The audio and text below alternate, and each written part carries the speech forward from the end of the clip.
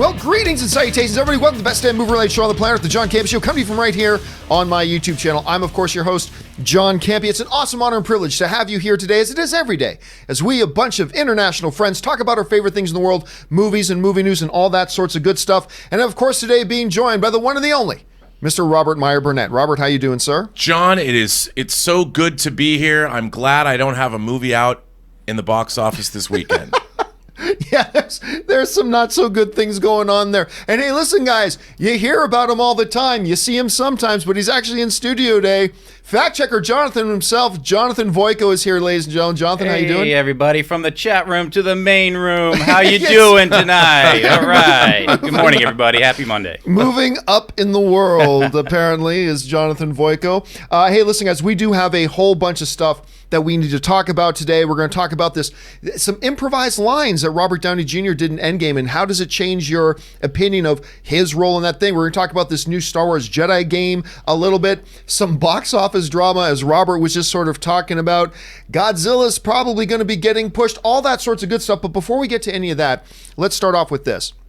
You know, there's a little movie coming. You might be forgiven if you forget that there's a little film coming called Spider-Man Far From Home. No. Because a lot of people actually have, still being in the giant Endgame hangover that we're living in right now, and everybody's counting down. By the way, it may not catch Avatar. I've been saying I'll still put $10 on that's going to catch Avatar, but it made about $11 million worldwide this week, and it's still got over 50 to go. It might not get... Anyway, that's another topic for another time.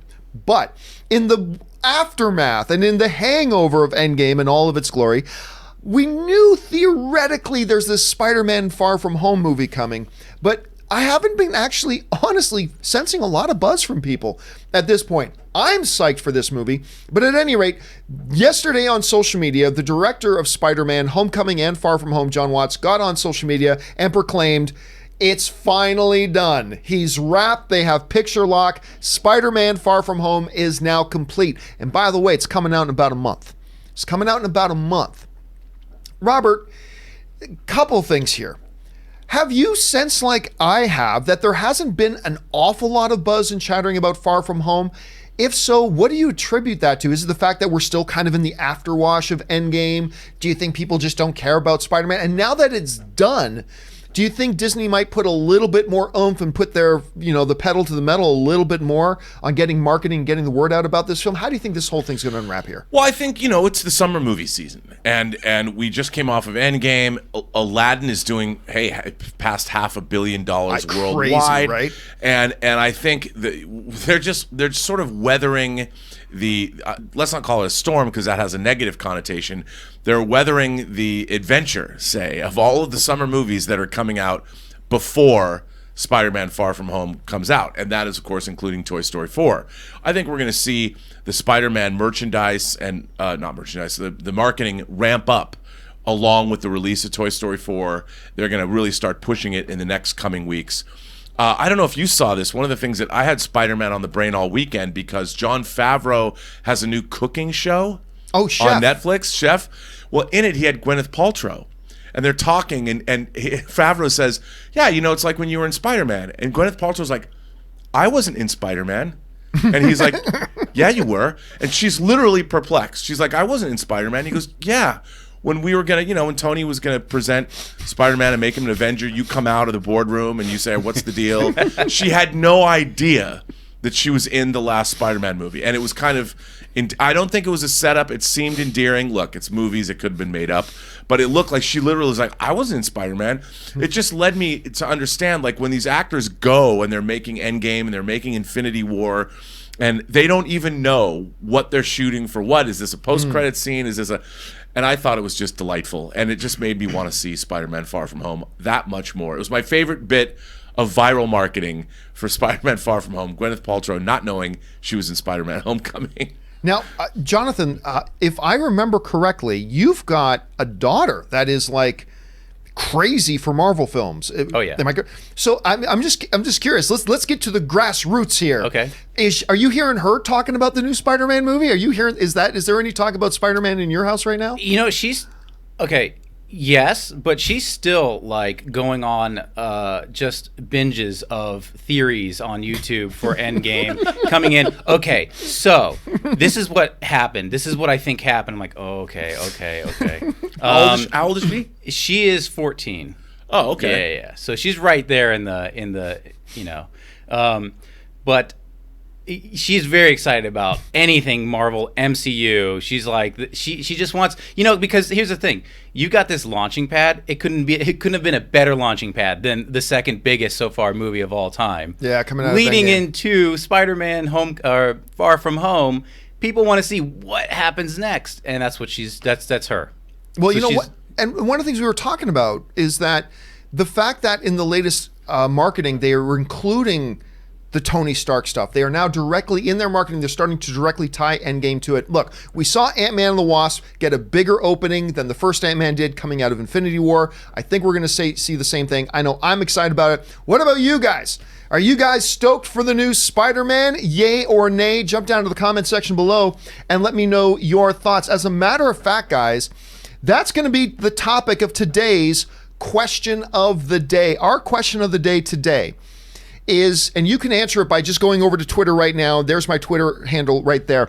And answering today's question of the day.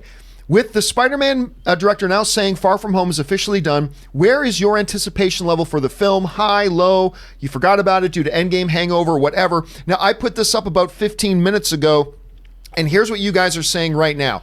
As of right now, we've got about 1,500 responses. 55% of you are saying you're really excited about it. 33% are saying you're sort of excited about it. 6% are saying you completely forgot about it. And that leaves us with 6% saying not excited. So if you guys want to jump over there, register your votes on that as well. We'll come back and visit that again in just a little bit. All right, let's now move on to our main topics of the day. How do we select our main topics? Well, really, you guys come up with our main topics by going anytime 24/7 to www.thejohncampeashow.com/contact. Once you get there, fill out the form with your topic or question, hit submit, and then maybe, just maybe, you might see your topic or question featured here on The John Campea Show. With that down, Jonathan, what's our first main topic today? All right. Well, first off, we've got Christoph S. He writes, "Hey, John, I know you don't talk about video games all that much, but have you had a chance to watch that game footage from the upcoming Star Wars Jedi Fallen Order? Dude, I watched it and I forgot I wasn't watching a movie. It totally took me into Star Wars in a way that I haven't felt in a while. If you saw it, what did you think about it?" Well, remember the trailer for Star Wars Fallen Jedi came out like, I don't know, was it a month ago, 2 months ago, something like that. And I remember looking at it and going, okay, it's a Star Wars game, but it wasn't game footage. So like I had no concept. What's this game about? What's going on in it? All this kind of stuff. Well, now we're getting more details about this particular game. As a matter of fact, one of the magazine, Entertainment Weekly, wrote this about Jedi Fallen Order if you don't know much about the game. Here's what Entertainment Weekly wrote. Fallen Order, which follows a young Jedi in training named Cal Kestis? Kestis, I guess I'm going to go with. And by the way, it takes place in between Episode 3 and Rogue One. There's a number of years between there, but that's the time frame that this movie takes place. Played by Gotham's Cameron Monaghan. Remember, he was the Joker for a couple of years there on Gotham. Attempting to survive in the wake of the infamous Jedi killing Order 66. His motivation is to stay alive. Early in the game, he basically outs himself. He's put into a circumstance where he has to show that he's a Jedi, and at that moment, he becomes an enemy of the state. Cersei's got this Hail Mary plan of restarting the Jedi Order. So basically, there's this character he comes across named, I guess, Cere? Is that how I'm going to pronounce it? C-E-R-E? I guess I'm going to go with Cere for now until I'm corrected. He meets this female character who used to be a Jedi, and her plan for kind of fixing things is to restart the Jedi Order. This kid never finished his Jedi training, so he needs to finish his training. That's the whole setup. Anyway, this weekend, they actually released a bunch of actual game footage. I think it was like 12 minutes of game footage. In this footage, we see Forrest Whitaker, which we'd heard before he was going to make an appearance in the game, as Saw Gerrera, a much younger, less physically deformed Saw Gerrera at this point. I got to tell you, I loved the game footage. I did. I just wanted to pick up a controller, and even I'm not even a console gamer. I wanted to pick up a controller and start. They had some really cool force powers, slowing down time. They did this one thing which I thought was awesome. Every time he'd do it, there would be a stormtrooper standing like 20 yards over there. He'd just reach out his arm, and the stormtrooper would come flying at him into his hand like this, and he'd stab the guy. Reminds me a little bit of one of the moves in Spider-Man, but whatever. I got to tell you, Rob, I'm watching this thing, and not only did it look like really good gameplay and all that kind of stuff, it felt like Star Wars. And there's a lot of Star Wars games that I play or see or watch, whatever, and I never feel like I'm being teleported into the Star Wars universe. I don't know if it was the visuals or the cinematography of the gameplay or the way they integrated the music so well into the gameplay, but I really did feel like I was being immersed into Star Wars in that. Did you have a chance to see this? I did. What did you think? I love Star Wars games. I mean, I haven't played them a lot, but when they're good, like I remember when The Force Unleashed came out, and I was totally excited. I got it like release day, and I played. I played the game and finished it. I mean, to the point where you're pulling a Star Destroyer out of the sky. I mean, I love when games are like that, and it's interesting because this kind of game seems like a great premise for another trilogy of movies. You know, this the Fallen Jedi Order, and after Order 66, what do? You know, how do you keep it alive? And it's in lieu of having a movie, it's the closest thing you get to really immersive Star Wars. And if the gameplay looks good, but is the story going to be great? Right, yeah. And I thought the Force Unleashed story was pretty damn good. And this looks pretty good too. I mean, I'm excited for it. I like when you go on, look, Battlefront's awesome. I love playing Battlefront. But when you have a story that's sort of immersive and you see where it goes and it adds to the Star Wars lore, and you can using Jedi powers to do what you just said, grabbing stormtroopers and skewering them on your lightsaber. Come on, I could do that all day. So I'm into it. Yeah, I thought it looked really quite good. I mean, who knows? Maybe the game sucks. It was only 12 minutes. It is going to be mostly about the story and all that kind of stuff. We'll see how that turns out. Question is, did you guys have a chance to see this Star Wars footage? What did you think about it? Jump down to the comments section below and let us know your thoughts. All right, with that down, Jonathan, what is our next main topic today? All right, the next main topic comes in from Tanagan Sinopoulos. He writes, read an article that talks about Robert Downey Jr. improved his scene in Endgame when he's back on Earth and calls Captain America a liar. Hearing something like that and knowing how powerful that scene was, does it increase your appreciation for RDJ in the movie? And do you think he may deserve an Oscar nomination for it? Thank you. You know what? One of the things coming out of Endgame, a lot of the things that people were talking about was Robert Downey Jr.'s performance in the movie. And Robert Downey Jr. is fantastic in it. Now, we'll get on to where do we place this overall. What he's talking about was the fact that it came out in an interview recently that scene, you know, when they're back in the Avengers base and he's still really skinny and he's trying to recover, and he and Captain America get into the argument. It was really a one-sided argument because he's the one doing all the yapping. And then he yells at him, liar, right? That's the scene where apparently that word liar wasn't in the script, and he was just playing the scene out, and that just kind of came to him in the midst of the scene, and he belted it out. This is from an interview with Anthony Russo. The liar was all Robert Downey Jr. I think that was one of Downey's most inspired performance moments in the movie. He very much reverts to, this is the guy who felt forsaken by his father. You can see his intimacy and trust issues at that moment when he turns on Cap. Downey performed the scene with a lot of energy. We didn't do it many times because he was expending himself so much. He understood it very, very well. It's always neat, Rob, when we can hear these stories about actors who kind of came up with something like a special moment in the film that actually wasn't in the script themselves. Because it's one thing to write a script, right? And you're trying to picture the scene in your head as you're writing the script. But sometimes when you're actually physically there on set and you're in the moment, an actor can come up with something that's really cool that adds to it. And I'll never forget that moment in theaters, even the first time, second time, third time, fourth time, the almost stunned silence that falls over the theater when he yells, liar, at Captain America, which is something you shouldn't call Captain America, but it just heightened that moment so much. It was a beautiful part of the scene, and I think kind of indicates just how in tune Robert Downey Jr. is with his character, Tony Stark, and doing that. As far as the question, though, about does him coming up with the word liar put him in contention for an Academy Award.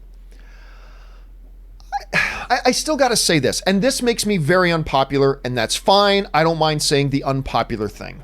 But in as much that when Black Panther got nominated for Best Picture, and I love Black Panther, but I did not think it deserved an Academy Award nomination for Best Picture at all.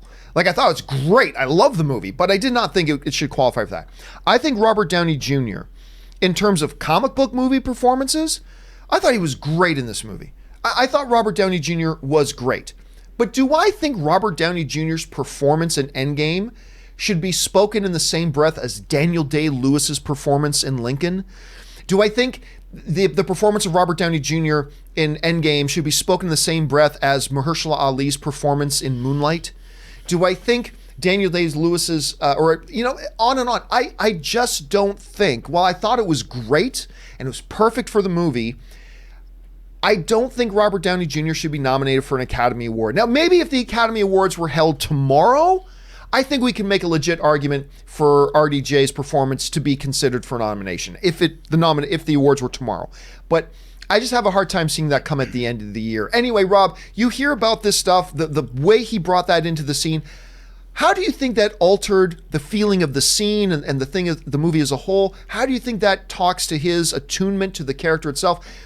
And what do you think about these conversations some people are having that maybe Robert Downey Jr. should be considered for an Oscar for Endgame? Well, first of all, when you're making movies, unlike, say, theater, when an actor is immersed in a character for 2 hours on stage, you're stopping and starting and stopping and starting when you make movies. And it's very difficult to work up that kind of emotion from take to take to take. It's a hard thing to do.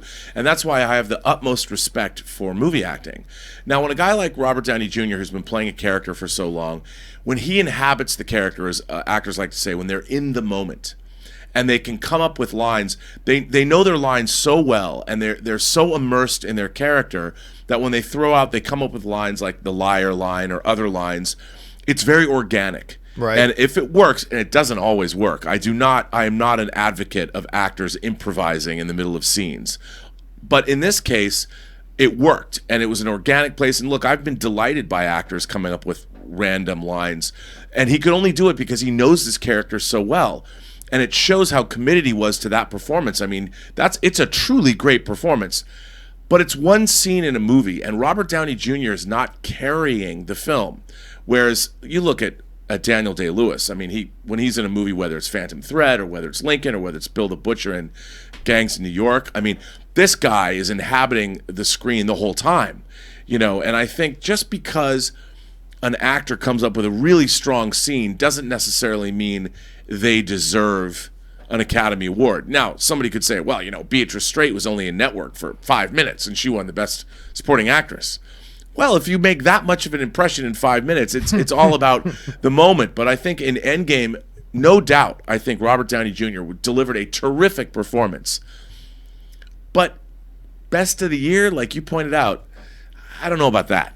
What if we altered the discussion a little bit and shifted it to say supporting actor? Because I think you're right. He wasn't the front line. I don't know if there was a definitive lead actor in this movie. What about something like a supporting actor? Do you think the argument becomes a little bit more compelling then, or does the same principles apply? No, I could see. I mean, he had a great death scene. He's got a lot of great scenes, but I think when it comes to acting, the acting is in the quiet moments, and it's the subtlety. And look, showboat acting, and I think that's what I would call it. Big scenes, whether it's a death scene, whether it's an emotional scene, those are showcase moments. But it's conveying the quiet moments too, where not much is going on except in the face of an actor, and they're not saying something. That's just as important as some big scene with histrionics and lots of emotional fireworks. It's all of it together. And I think Robert Downey Jr. had great scenes, but I don't know if there was enough of the subtlety in the performance because it still was Endgame. You're fighting Thanos. You're only asking for so much subtlety in a giant bombastic comic book movie. Right, You got to approach it a little bit differently, and that's what Robert Downey Jr. does. You look at Robert. Remember, he was nominated for Academy Awards before for his work like in Chaplin. Right. And the guy is a phenomenal talent, no doubt. But I don't know if he's deserving of an Academy Award for his performance in Endgame, as good as it was. Yeah, I guess we'll have to wait and see. Like, if nothing but crap comes out for the end of the year, maybe we have to revisit this discussion. Because, like, I'll say, if the Academy Awards were being held tomorrow, I would see there being a legit argument for Robert Downey Jr. maybe getting a Best Supporting Actor nomination if the awards were tomorrow. But again, we'll see what happens come near the end of the year. What do you guys think about it? Is it exciting to hear that he kind of came up with that line in the spur of the moment? Do you think that added to the scene? If so, how does that kind of influence your overall view of Robert Downey Jr.'s performance in Endgame? Jump down to the comments section below and let us know your thoughts. All right. With that down, Jonathan, what is our third main topic today? All right. I will say this. If you need your appreciation up for RDJ, Robert said it best after the show, go watch Chaplin. Yeah, and that's where he got his first Academy Award nomination for, if I'm not mistaken. Okay, so next, Nicholas Laura writes, "Hi, John and crew. So, Dark Phoenix opened up domestically with around $33 million. Here we go. This is bad, considering estimates were in the 40 to 50 range. Do you think the reviews had anything to do with this low number, or were people just done with the X-Men Fox universe? Thanks, and greetings from Colombia." Well, thank you for writing from Colombia, Nicholas. Look, the reviews will always have an impact and influence. You know, it's the cool thing to say, nobody cares about review. Yes, they do. And the studios know it, and the PR people know it, and it absolutely does. Does this movie open to $33 million if it had glowing positive reviews? It wouldn't have opened at $100 million, but you bet your ass it would have opened higher than $33 million. The unfortunate thing with X-Men Dark Phoenix, which, by the way, I don't think was a terrible movie. I'm not necessarily saying it was a good movie, but it actually wasn't terrible. It actually had a pretty strong third act. I'll give it that. And that one train scene that we were all worried about in the trailers actually was the highlight of the film, but whatever. Is this a movie that would have made $70-80 million opening weekend with strong reviews? No, but it probably would have gotten to that $45 or $50 million mark. The problem is it wasn't just the reviews. We have been hearing for a long time that this was a troubled production. We've been hearing for a long time, Rob, that things were not going so well with X-Men Dark Phoenix. We were hearing a lot of this stuff for a long time. Now, just to put this into perspective, at $33 million, which we all know right away for a big comic book movie is not very good, it does actually make X-Men Dark Phoenix, Rob, the lowest opening. The final film in the franchise ends up being the lowest opening by a mile in the history of the franchise. Let's take a look at the X-Men films. Obviously, the biggest X-Men related universe film that's ever opened up was Deadpool at $132 million, Deadpool 2 at $125, The Last Stand at $102, which is kind of funny for people to think about. That's Last Stand at $102 is really more of a testimony to how good X-Men 2 was than anything else.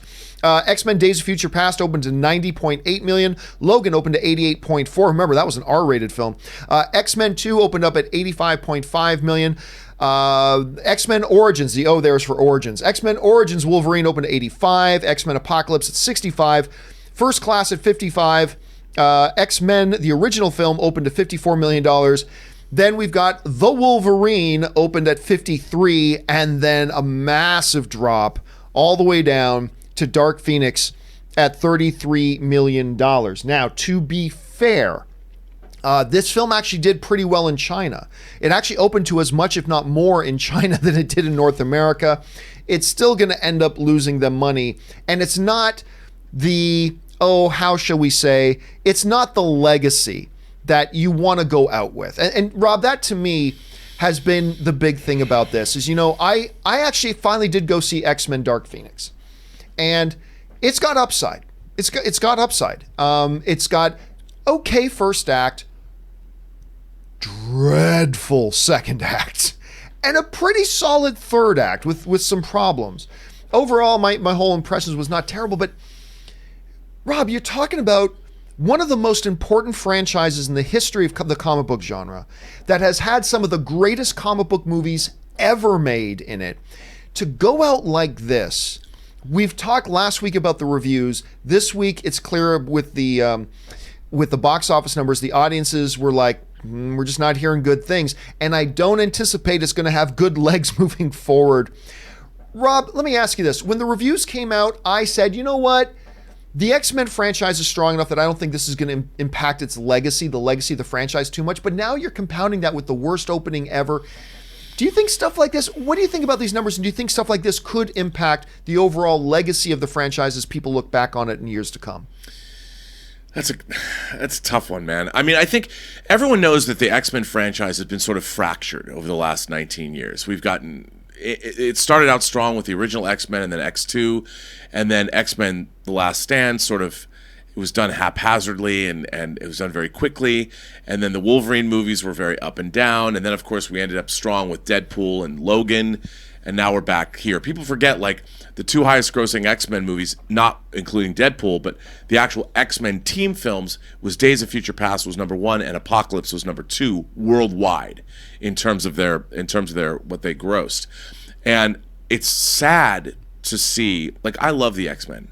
And I worked on the special features for both X-Men and X-Men 2, made documentaries for the movies, and I really love this franchise. And I think the problem that this movie had, the problem that this movie was facing, was that they just ultimately weren't true to the stakes or the scope of the original story that they were adapting. And I think that Dark Phoenix was a bigger story. It was supposed to be a bigger story than was depicted on screen. And anybody who knows anything about the comics, with the Hellfire Club, and you've got the Shi'ar Empire and Lilandra and all that. But even when they went, like, Magneto is working on some commune now. It's supposed to be Genosha, but it's not an island nation. It's like in upstate New York, wherever the hell it is. Like we're on a hippie commune where mutants are safe, and hey, the government gave us this land. Well, let's not give too much away. Well, no, just from I haven't seen the movie. Oh, okay. For the trailer, and for me to not run out and see an X-Men movie was crazy. But I think that it's unfortunate because, like you, I've heard other people say, well, it's not that bad. I mean, I like the characters, I like the actors. I haven't seen the movie yet, but it's sad to see this franchise. It didn't just underperform. It's a massive failure.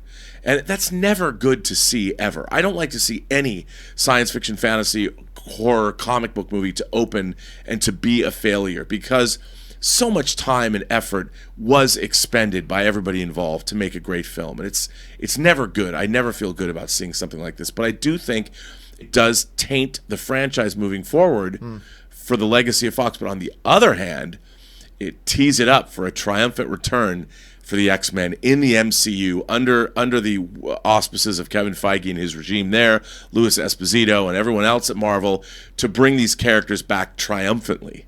So sometimes you need to fall off a cliff before you can rise back up and take over the world. Yeah, it's funny. I was doing open mic yesterday, and it was either on open mic or on my Last Stand open spoiler discussion, that somebody said, who's probably smiling a little bit right now about the results of X-Men Dark Phoenix is probably Kevin Feige. Because if you think about this, if the first X-Men movie that you're going to make is coming after, I don't know, Logan, good luck. Because Logan is better than maybe all of the MCU movies, maybe save one or two. If you're trying to make your first X-Men movie coming off of X-Men Days of Future Past, good luck. Because X-Men Days of Future Past is better than probably most of the MCU movies. There's a good number of them that are better, I think, than that, but that's a tall order. But you make the first X-Men movie after X-Men Apocalypse and X-Men Dark Phoenix, you're going to look like a hero. You're going to look like a hero no matter what coming off of that. And one of the viewers wrote into me and said, yeah, Kevin Feige probably didn't want them to fail, but he might be smiling a little bit because it makes his job a lot easier now. Now it's just a matter of sitting down and waiting to see how long. Is it going to be 5 years like Kevin Feige hinted? Will he shorten that up maybe 3 or 4 years from now? How long is it going to be till we see the X-Men in there? We'll have to wait and see. Now, question goes over to you guys.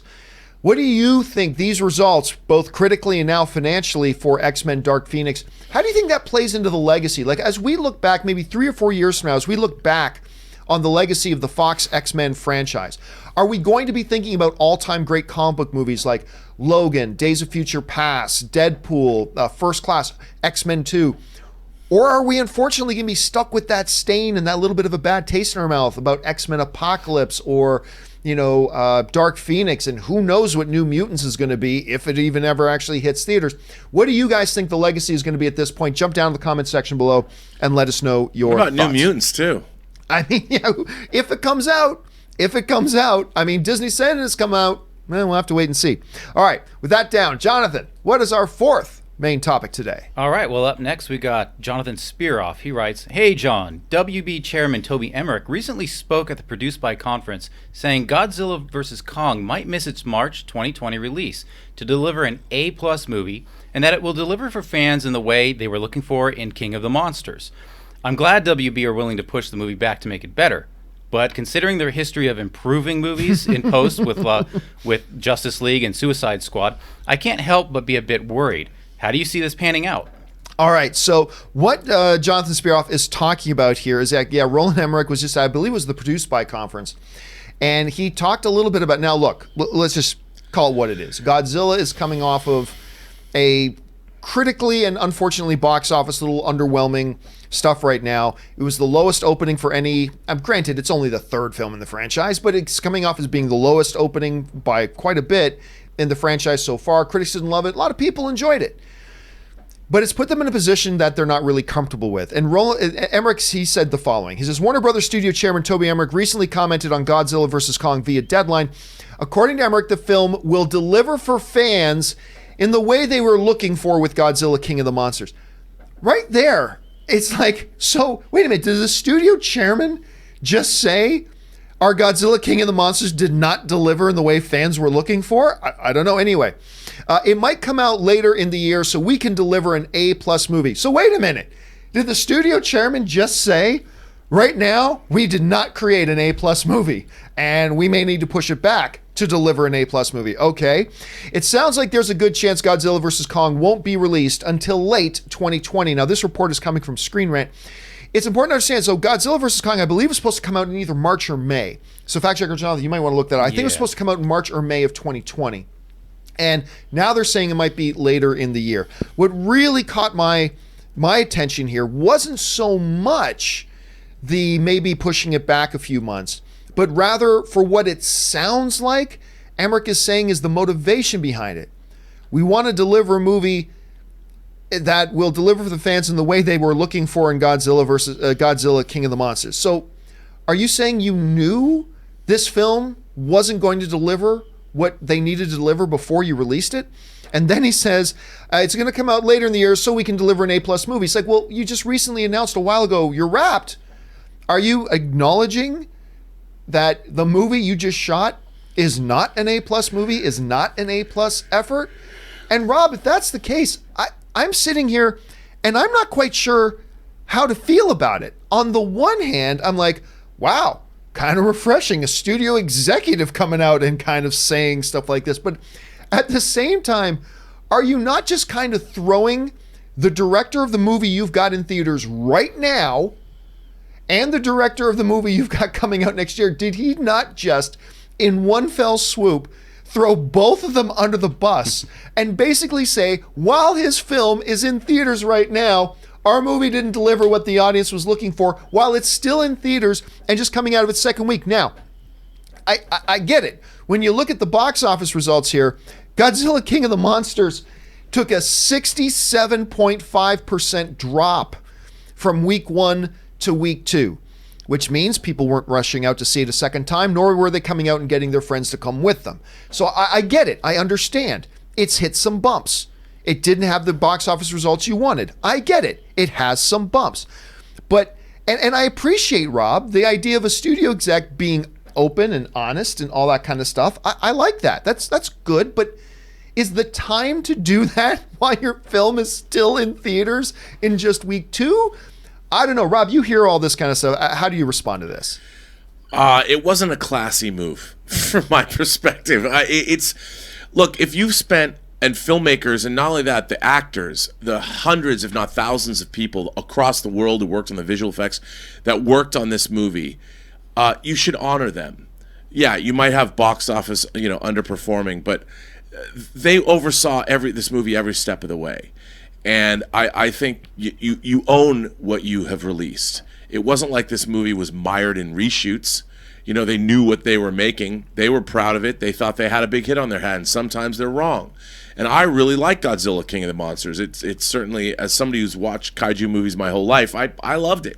I know a number of our viewers actually really liked it as well. Number of our viewers really liked it. And I think that that this idea that they're not always trying to make an A+ movie, that, you know, we understand. We were just going for a C+ with Godzilla King of the Monsters, but Godzilla versus King Kong, we'll make it A+. It's like, you know, own it. Own what you're making. Don't try and fob off the responsibility on someone else. I mean, this is the studio chose to make this movie. This is the movie that they chose to make. They got the people they wanted to work on the film to make it. It was made with all kinds of love and care, certainly by Mike Dougherty. It was done on an A-list level every step of the way. And to sit there and claim anything else is, I think, wrong. And look what you're doing to your production staff of Godzilla vs. Kong. Yeah. What does that say to the people that are making your movie right now? Yeah, that's the thing to me, too. It's not good leadership. It just threw them under the bus like almost a year before that movie even ever comes out. Now, look, hey, you know what? A year and a half from now, come out and say, hey, we realized in hindsight, maybe we didn't deliver in King of the Monsters. Maybe we didn't deliver exactly what it was the audience was looking for. But say that a year and a half from now. Like right now, your message should be, if you think you're going to push off Godzilla versus Kong, I think right now, I mean, look, and Warner Brothers knows about spinning false information for PR. They've done it all the time. So right now, I kind of feel like the message should be, you know what, guys, we're so inspired by the feedback we're getting from our giant movie Godzilla King of the Monsters that it just inspired some creative ideas in our team, and we're going to give them a few extra months to implement some of these fresh ideas they've got. They've really been inspired by it, so we're probably going to push it off. Is it a lie? Sure. But it's the message you send right now because it supports your team. It doesn't throw them under the bus right now, and it doesn't make us look even more negatively than a lot of people are at the current film you got in theaters that's trying to perform, that a whole groups of thousands of people made, and it doesn't throw the people under the bus who are working on the next movie. I just don't get how they didn't think about the messaging here, because while I appreciate the honesty, it's just not the right message to send right now. And I thought it was a mistake. I don't think he's a bad person or anything like that. I just thought strategically it's a mistake at this point. And because, Rob, I'm thinking somebody who maybe Godzilla's only in its second week, as long as we've been talking about it, it's only now starting its third week. There may still be a lot of people out there who were thinking about going to see Godzilla King of the Monsters. Maybe they see something like this and going, oh, the studio doesn't even like their movie. Oh, I don't think I'm going to go. Like, they kind of shot themselves in the foot here a little bit, didn't they? I agree. And when they're talking about we're going to make King Kong versus Godzilla an A+ movie, I'm like, an A+ experience. Like, you're not trying to do that now. What are you going to add, a dance number? I mean, what are they going to do? You know, Guardians of the Galaxy had a dance off at the end. What if Godzilla and King Kong step it up and do a little electric boogaloo at the end of the film? I mean, come on, man. Now you just gave them an idea. I don't know. What do you guys think about the comments that we're hearing?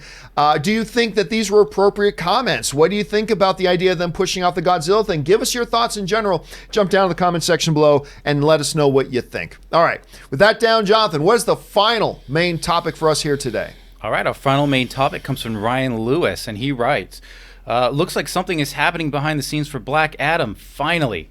According to Variety, Jean Campea is eyed to direct DC's Black Adam. I know it's early days, and I've never heard of this director other than Jungle Cruise. What are your thoughts? Thank you, and keep up the filthy. Yeah, so I believe it's Jamais Colette. Jamais, yes. Jamais Colette Sarah. I don't know. I've never heard his name said. I've read his name many times, but I've never actually heard his name said. Now, his name was on the shortlist discussion. Actually, they announced at one point that he was brought on to direct Suicide Squad 2. And then not long after that, that name got pulled. Now, you may recognize his name a little bit from the news recently because he's directing the upcoming Dwayne "The Rock" Johnson movie, Jungle Cruise. So that's why his name's been in there a bunch. Other than that, you know how a lot of bars have a house band? Well, Colette Sarah is basically the house band director for Liam Neeson B-grade action films. So here's some of the films that Jamais Colette Sarah has done over the years. Some of them not bad, actually. Some of them pretty solid. Some of them really, really bad. Of course, we've got the Paris Hilton classic, House of Wax, he directed. He did The Shallows with Blake Lively. Blake Lively. I always freeze on Reynolds' wife's name. Blake Lively, which is actually quite good. I think it might be the best film on this list. Orphan wasn't bad, actually. Orphan was pretty good. It wasn't great, but it was pretty good. Then he did this slew of, like, again, Liam Neeson, where I'm pretty sure they just took the same photo and put it into different posters. Nonstop, not so good. Run All Night wasn't bad. I'll say Run All Night wasn't all that bad. Unknown was not all that good. The Commuter was not all that good. So I feel pretty safe in saying what we've got here is a serviceable, middle-of-the-road director that, looking at his body of work, if he's really on his game, he can deliver something pretty damn solid. In the case like a Shallows, Orphan, when he's on his game, he can deliver something pretty damn solid. If he's not on his game, he's capable of drolling out some pretty awful dreck there along the way.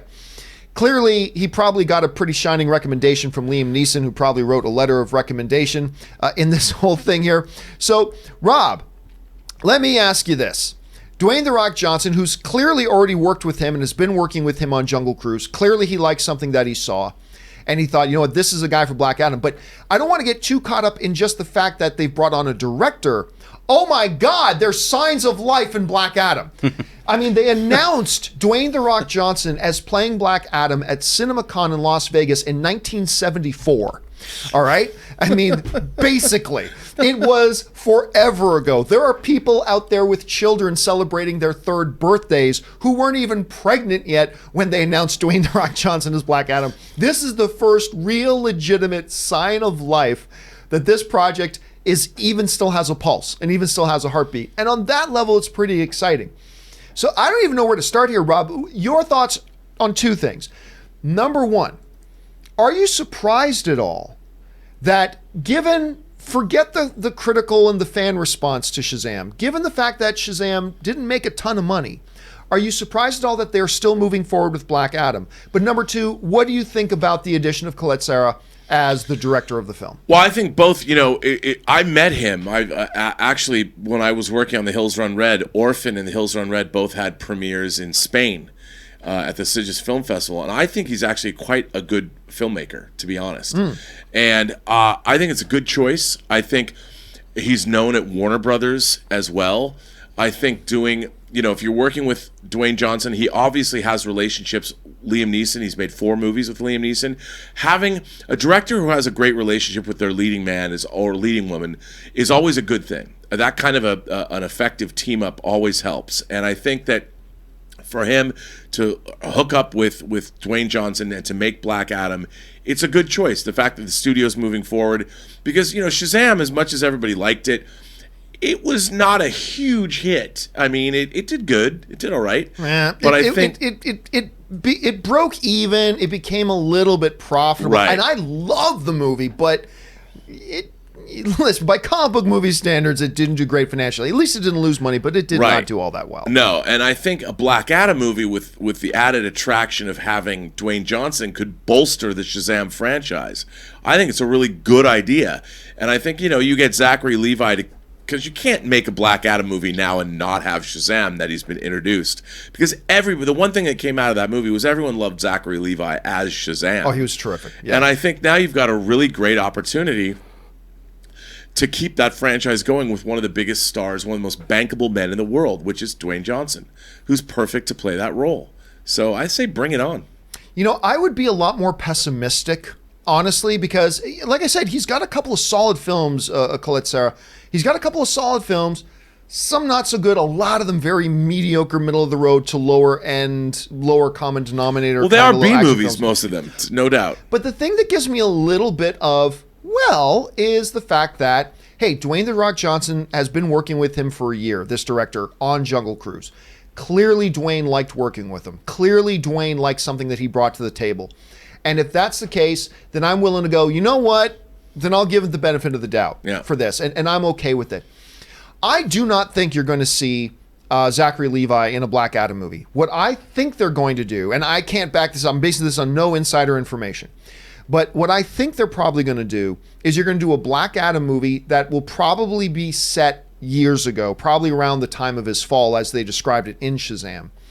And then probably do a Shazam 2 with Shazam and Black Adam. Or they'll call it Shazam and Black Adam, whatever. But I think what we're going to do is we got Shazam. I think we're going to get a standalone Black Adam movie. And then they're going to put the two together take advantage of the box office draw of The Rock, take advantage of the positive word of mouth coming out of Shazam, and maybe they'll have something there. I think it speaks a lot to not just the fact that, oh wow, we have signs of life for Black Adam. I think Black Adam having signs of life speaks to the fact that I think this means Warner Brothers is pretty resolute that they are going to do another Shazam. Because I was wondering a little bit if they might back off it because the box office was not the best in the world. But I'm glad to see that they're moving forward, and I kind of think that's the way they're going to kind of dole this thing out. What do you guys think about this news on two different fronts? Number one, what do you guys think about the director choice on this thing? Little iffy, but there's some upside to this as well. Do you think optimistically about it, or do you think pessimistically about it? Also, what do you think about there finally being some actual signs of life to Black Adam? Jump down to the comment section below and let us know your thoughts. All right, guys, that'll do it for our main topics today. We're going to get into here to some of our live questions that you guys have been firing in. But before we do, there's a bunch of other stuff going on in the world of movie news. And fact checker Jonathan is going to run us through a whole bunch of the other stuff, what's going on. Jonathan, what else is going on in the world of entertainment right now? All right, well, we got a little John Cena news up front. You guys know John Cena, right? You know him, WB. I'm sorry, I can't see him anywhere. Oh, yeah, I'm sorry. Well, maybe pro wrestling fame. He was just in Bumblebee. He was in Blockers. Well, ComingSoon.net is reporting that John Cena is now confirmed for Fast and Furious 9. Back in April, Vin Diesel, or as I call him, Groot, hinted he would recruit Cena. So now that's come true. His character is being described as two words, quote unquote, a badass. Doesn't really surprise me, but okay. Now, a little bit more on Cena's career coming up. He's been rumored to be playing the Peacemaker on the upcoming The Suicide Squad from WB. Fast and Furious 9 was originally set for April 19th. However, we know that that was moved for the franchise first spin-off Hobbs and Shaw. That's right, yeah. That's due on August 2nd. So now Fast and Furious 9, now starring John Cena, is going to be getting a May 22nd, 2020 release date with Justin Lin back in the driver's seat. Look,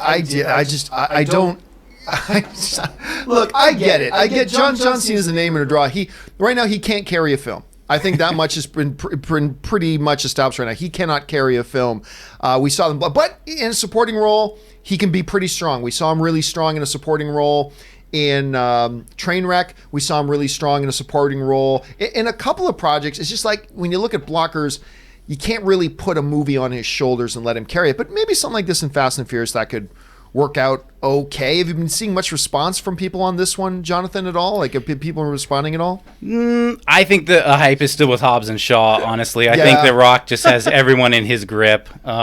Interesting little fact, I'm noticing this May 22nd, 2020, and you had asked me to fact check about Kong versus Godzilla. Originally, that was set for May 22nd of 2020. Then it was moved to that March date. Now, obviously, I don't know where it's going, but I just noticed that date standing out to me. All right, what's next? Okay, so Cinema Blend is reporting before Lin-Manuel Miranda, his Broadway phenomenon Hamilton had become a hit, he started composing the music and lyrics for In the Heights at just the age of 22. Wow. Now, the musical is about the Hispanic American neighborhood of Washington Heights in New York City.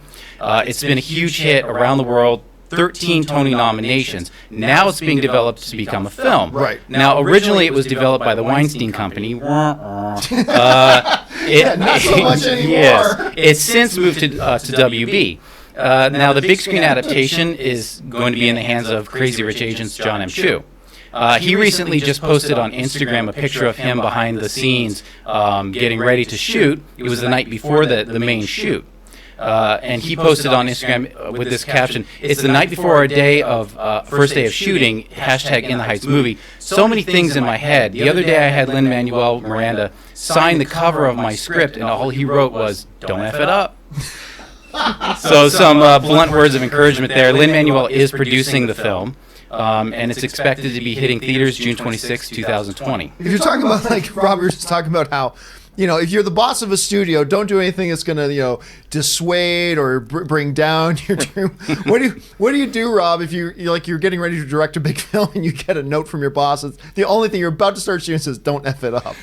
You know what? That would inspire me. Really? Because you're already there. You are the boss. And they're giving you big encouragement, but also with a little humor to go along with it. So I would say that's a vote of confidence. I may have heard something similar to this in my career. I'm pretty sure. Hopefully not from me. No. Okay, well, Up next, we've got, E3 is coming to Los Angeles this week from 11th to the 13th. However, things often do kick off early with E3. For instance, yesterday, Xbox held their briefing, and CD Projekt Red was a part of that briefing, and they released their official cinematic trailer for Cyberpunk 2077. Now, at the end of this trailer, we had a reveal of Keanu Reeves was in the game. Right. So this is like the year of Keanu Reeves, apparently, with John Wick 3, now Cyberpunk 2077. I'm so excited about Bill and Ted Face the Music. Always Be My Maybe. Everybody's talking about that Yeah, one right yeah, now. exactly. The crowd went crazy when he took the stage at this junket, and he announced the release date of Cyberpunk 2077 to be April 16th, 2020. Now, Variety is reporting that Keanu Reeves will portray Johnny Silverhand, as in the trailer you can see his hand is like robotic, a legendary rocker boy, that's quote unquote there. In addition to his likeness and voiceover, the actor will also perform full body motion capture for the character. And the press release describes the game as such. Cyberpunk 2077 is a narrative-driven open-world RPG set in the most vibrant and dangerous metropolis of the future, Night City. The release says the game follows the story of V, a hired gun on the rise in a world of cyber-enhanced street warriors, tech-savvy netrunners, and corporate life hackers. Featuring CD Projekt Red's hallmark concept of choices and consequences, players will face difficult decisions that ripple through the entire game. Now, this was a winner of over 100 awards at last year's E3. And Cyberpunk 2077 is set in the same universe as the classic pen and paper RPG Cyberpunk 2020. Do you guys have an experience with that RPG? I have none with it, which is why, like, when they first announced it, I was like, honestly, I was like, wait a minute, what title? I mean, I've heard the Cyberpunk name, but I don't know anybody that's played it, and I've never played it myself. So this is why this kind of came out of nowhere for me. I just thought it was being made for the last 100 years. It feels like I've been hearing about this game in whatever incarnation. That's probably because it was a pen and paper game. I've just been hearing about Cyberpunk forever. So I watched this trailer and I'm like, well, that's cool. This warrior goes in, owes money and owes a chip to some guy, and then they battle and he kills a bunch of people and then leaves, and then he wakes up and Keanu Reeves confronts him. I'm like, I'll play that. And it's funny because we were talking, a bunch of us were over here last night playing Dungeons and Dragons, and we watched some of the footage stuff, and it's like, you notice at E3 they never pull like an Apple or something. They never drop a trailer for a game and go, and this game will be released tomorrow, available for purchase. Always available in 17 months. Yeah, get excited. That was kind of one of those things. Anyway, all right, what's up next? Well, if I'm ever knocked out and Keanu Reeves wakes me up and said, "Hey kid, let's go burn this city," I'd be pretty excited. So. Yeah, let's do it. Yes. Okay. All right. Up next, Avengers Endgame. It's currently the second highest grossing movie of all time. We can all agree, right? Moving up possibly to the number one. Well, MovieWeb.com is reporting that one fan has been pushing that along. He's seen the film a record-breaking 103 times in theaters. Oh, my God. Now, last year, Anthony Mitchell saw Infinity War 103 times. So you're seeing a trend here. Augustin Alanis is doing the same here with Endgame. He's trying to beat that, and he obviously will, now that he's matched it. He's posting pictures of himself with theater staff and his ticket stub to prove that he's been going. And it's estimated that he's spent nearly $1,000, if not more, on these movie tickets. What's more impressive is that it's equated to about 300 hours, which is basically 2 weeks straight of sitting in a movie theater. That's crazy. For the same movie. Yes. Augustin Alanis plans to be seeing, he's saying that he's seeing Avengers Endgame even more times. He's just not sure when he'll stop. You know what? I don't get it. I don't get it. Look, I love the movie too. There are a lot of movies I love. I can't, like, because does somebody ever decide to stop and tell this guy, hey, in a couple of months you can watch it at home for free and you don't have to leave the house to spend money to see? I don't know. Because didn't we cover recently, Jonathan and Rob, didn't we recently cover a story about some dude who just broke a world record for going to see Captain Marvel? Yes. Like a record number of times? Yep. Yes. Like, I mean, more power to you if that's what you love. But Jonathan, when you put it like that, like, weeks straight you're spending in the movie theater. It's a lot of lost life there. There's a lot of lost life, but some people might say it's life well lived. Yeah. I mean, some people may say that, I suppose. Not for me. I can't go to see a movie that many times in theaters. Just can't do it. All right, and finally, Deadline's reporting that Anthony Mackie is going to star in a action sci-fi film called Outside for the Wire. This is for Netflix. I know you have your opinions on Netflix films, John, but the Avengers and Captain America star will also produce the film. It's set in the future. Mackie will play a drone pilot sent into a deadly militarized zone where he finds himself working for an android officer tasked to locate a doomsday device before it falls into the hands of insurgents. The shooting begins in August. Now, upcoming for Mackie, he's very busy. He's got the Fox thriller The Woman in the Window, George Nolfi's The Banker, a sci-fi film called Synchronic, Altered Carbon Season 2 for Netflix, and also for Netflix, Point Blank. So the Hurt Locker actor is in pre-production on obviously the Disney Plus miniseries. I think we're all looking forward to The Falcon and Winter Soldier, and he'll be reprising his character from Captain America and Avengers. Yeah, there are a few guys. Every once in a while, you come across actors in the business that they're so nice and they're so charming and so charismatic that you cannot help but really root for them. And this is one of those guys. I've been so impressed with Anthony Mackie. Number one, as a performer, he's incredible, and that's the most important thing. But he is a genuinely enthusiastic, hyped up, energetic, and nice guy that you just want to see succeed. And hearing how busy this guy's getting is actually really, really good. And I still don't know what we're going to get with this Disney Plus series. Obviously, that's the one that most of us are talking about, Rob, is the whole Disney Plus thing. Let me ask you, do you think it's still, when it comes out, will it be Falcon and Winter Soldier, or will it be Captain America and Winter Soldier? What do you think I think they're going to stick with him with Falcon. I do too. So you don't think they're going to make the Captain America brand switch on him? No, I don't think they are. You know, I don't know if you've watched Striking Vipers, the episode of Black Mirror Anthony Mackie's in, but I thought that was a pretty gutsy episode of television for him to be in. And so I'm really liking how Anthony Mackie's career is moving forward. So kudos to him. Now, Rob, we were just talking about how, I don't think Netflix has that great of a track record for original movies, although I really do like Always Be My Maybe. You were just telling me about another one you just saw. What was that? I Am Mother is a science fiction film that just dropped with Hilary Swank, Academy Award winner Hilary Swank, and Rose Byrne playing the voice of a robot. I really enjoyed it. And speaking of Anthony Mackie, there was a science fiction film, and I forget the name of it, that Anthony Mackie's in that also is on Netflix. Another science fiction movie, kind of a low-key film that was shot in France. And I enjoyed that too. But I Am Mother, I thought was pretty good. All right. Well, if you like robot, I mean, look, it's an amalgamation of a lot of other elements that we've seen before, but it was pretty good.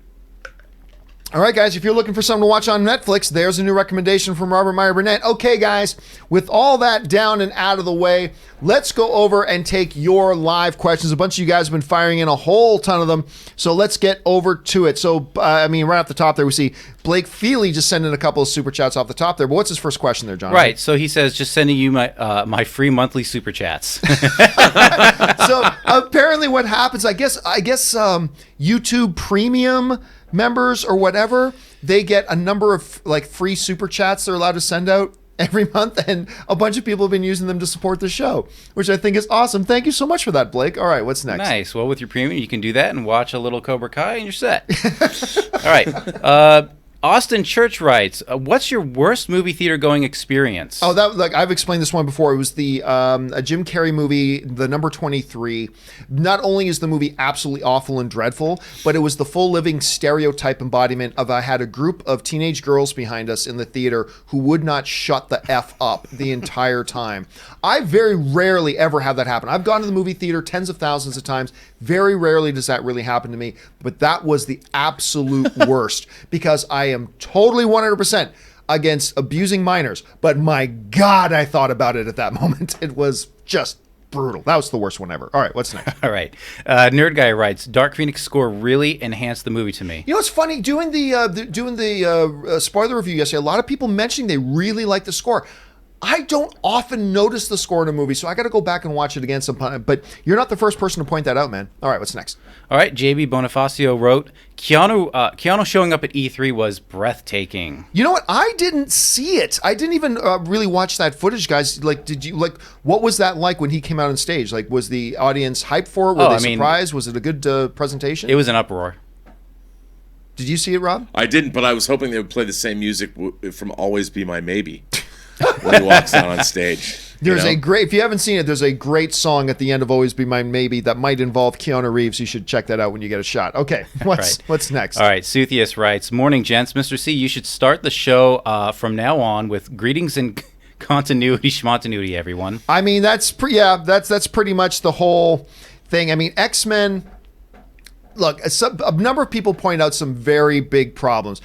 Look, one of the biggest problems a lot of people pointed out, which this isn't really giving anything away because it's in the trailers. It's like, in the trailers for X-Men Dark Phoenix, Jean gets the Phoenix Force. Woo! No. What the F was that she had at the end of X-Men Apocalypse? But again, guys, listen, I've been telling you guys forever. The X-Men films have always approached with a philosophy of continuity, schmontinuity. It doesn't matter. And you know what? Sometimes it really works for them. Sometimes it doesn't. But you just got, as an audience member, when you're going into an X-Men film, though, that's not going to play real close attention to continuity. Just appreciate the movie for what it is. But, yep, continuity, schmontinuity. All right. What's next? All right, next is from Jersey Kid. All right, saw a nice double feature of John Wick 3 and Green Book Saturday night. Nice. Can't figure out which one I loved more. They're both great. Dude, that's talking about some diversity in your viewing. Green Book and John Wick 3. These are obviously two completely different films, but oh my God, they're both so great on their individual levels. I got to admit, I've never even thought about doing a double feature like that one. Rob, what would you say might be one of the strangest double features? I'm just hitting you. You're totally unprepared for this. What would you say might be one of the strangest double features you ever watched? Well, John, I'm still thinking about John Wick driving around Mahershala Ali in the.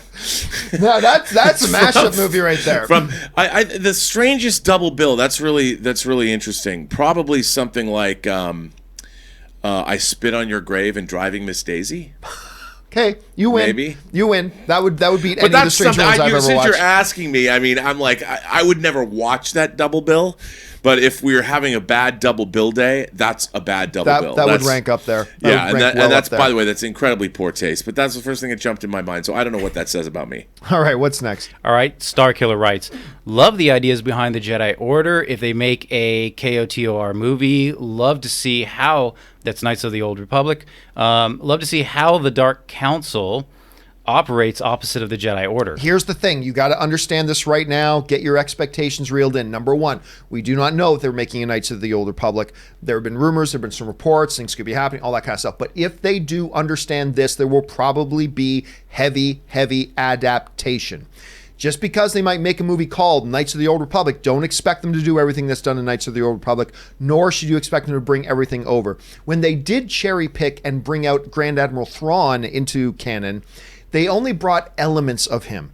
They didn't bring over everything that had to do the story. They didn't bring over everything that was in the Grand Admiral Thrawn trilogy, the Last Command and all that kind of stuff. They didn't bring all that stuff over. So just understand that even if they do a Knights of the Old Republic movie, don't expect that all the elements you know and like from that will still be there. They'll probably do some heavy adaptation. What would you say to that, Rob? I think absolutely. But, the Knights of the Old Republic material is so rich, and there's so much interesting stuff out there that, I think it could be great stuff. I'd love to explore that realm on the movie screen. I think it'd be great. All right, what's next? All right, Zaya writes, Disney should campaign RDJ for supporting actor. I'm sure they will, but I don't think he should be. Again, if they were held tomorrow, that's a different thing. But by the end of the year, I really have a hard time imagining that we're not going to see better performances in some better movies and stuff like that in there. But who knows? We'll have to wait and see. All right, what's next? All right, Sky Amazing Guy writes, just got my tickets for Toy Story 4. Super excited. Early buzz claims it's one of the best of the franchise. There has been some early reactions coming out that a few of you guys wrote into me on open mic yesterday saying, oh my God, you've been seeing the early reactions. Now look, Rob and I saw the first 10 minutes? Yeah. 12 minutes? I can't remember what it was. They showed us the first full scene of Toy Story 4 at CinemaCon, and it was wonderful. It was great. But I have not read all these reactions, but apparently a bunch of people are saying they're seeing early reactions now coming out on Twitter, and they're saying it is spectacular. Which, look, never be in the doubting Toy Story business. Never be in that business. They made this Toy Story 2, and they were like, Do we really need a sequel? As a matter of fact, Disney originally conceptualized that thing as a straight-to-home video movie, and then they realized, you know what, this is really good. We should probably put this out theatrically, and it's 100% Rotten Tomatoes. Then they made Toy Story 3, and everybody's like, Toy Story 3? This is totally unnecessary. It's a total crash bag. They're going to ruin the other two movies. The second one ended perfectly, blah, blah, blah. And it is arguably the best film in the franchise. Now we're at Toy Story 4, and sure enough, we hear the boo birds out again. Why are they doing a fourth one? The third one ended perfectly, blah, blah, blah, blah, blah, blah. Well, it might be because they've got a great idea for a great movie. Now, I haven't seen it myself, so I can't speak to the quality of it, but it's sounding, all the stuff we're hearing coming out sounds like it could be the best of the franchise, which I don't even know how you get better than the three that they've got. But anyway, Rob, you hear this. What do you think?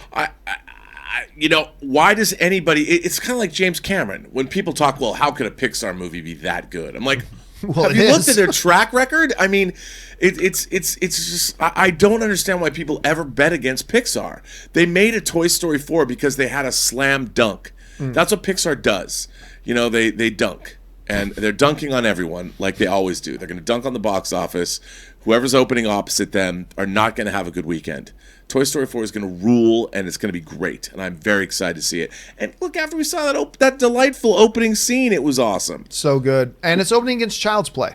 So it's going to be interesting. But again, Child's Play, counter-programming, it might even benefit from it. So who knows? We'll have to wait and see. All right, what's next? All right, Stubble McShave writes, did you see the presentation of Star Wars game and Baldur's Gate 3? I did. Well, we talked about the Star Wars one, but I did not see it for Baldur's Gate 3, although that one intrigues me, so I'll have to probably look into that a little bit later. All right, what's next? Unbeatable writes, is there an online petition starting for the Snyder Cut of Dark Phoenix yet? No. You know, it's funny. I'm going to bring this up here quick. So, first of all, that's hilarious.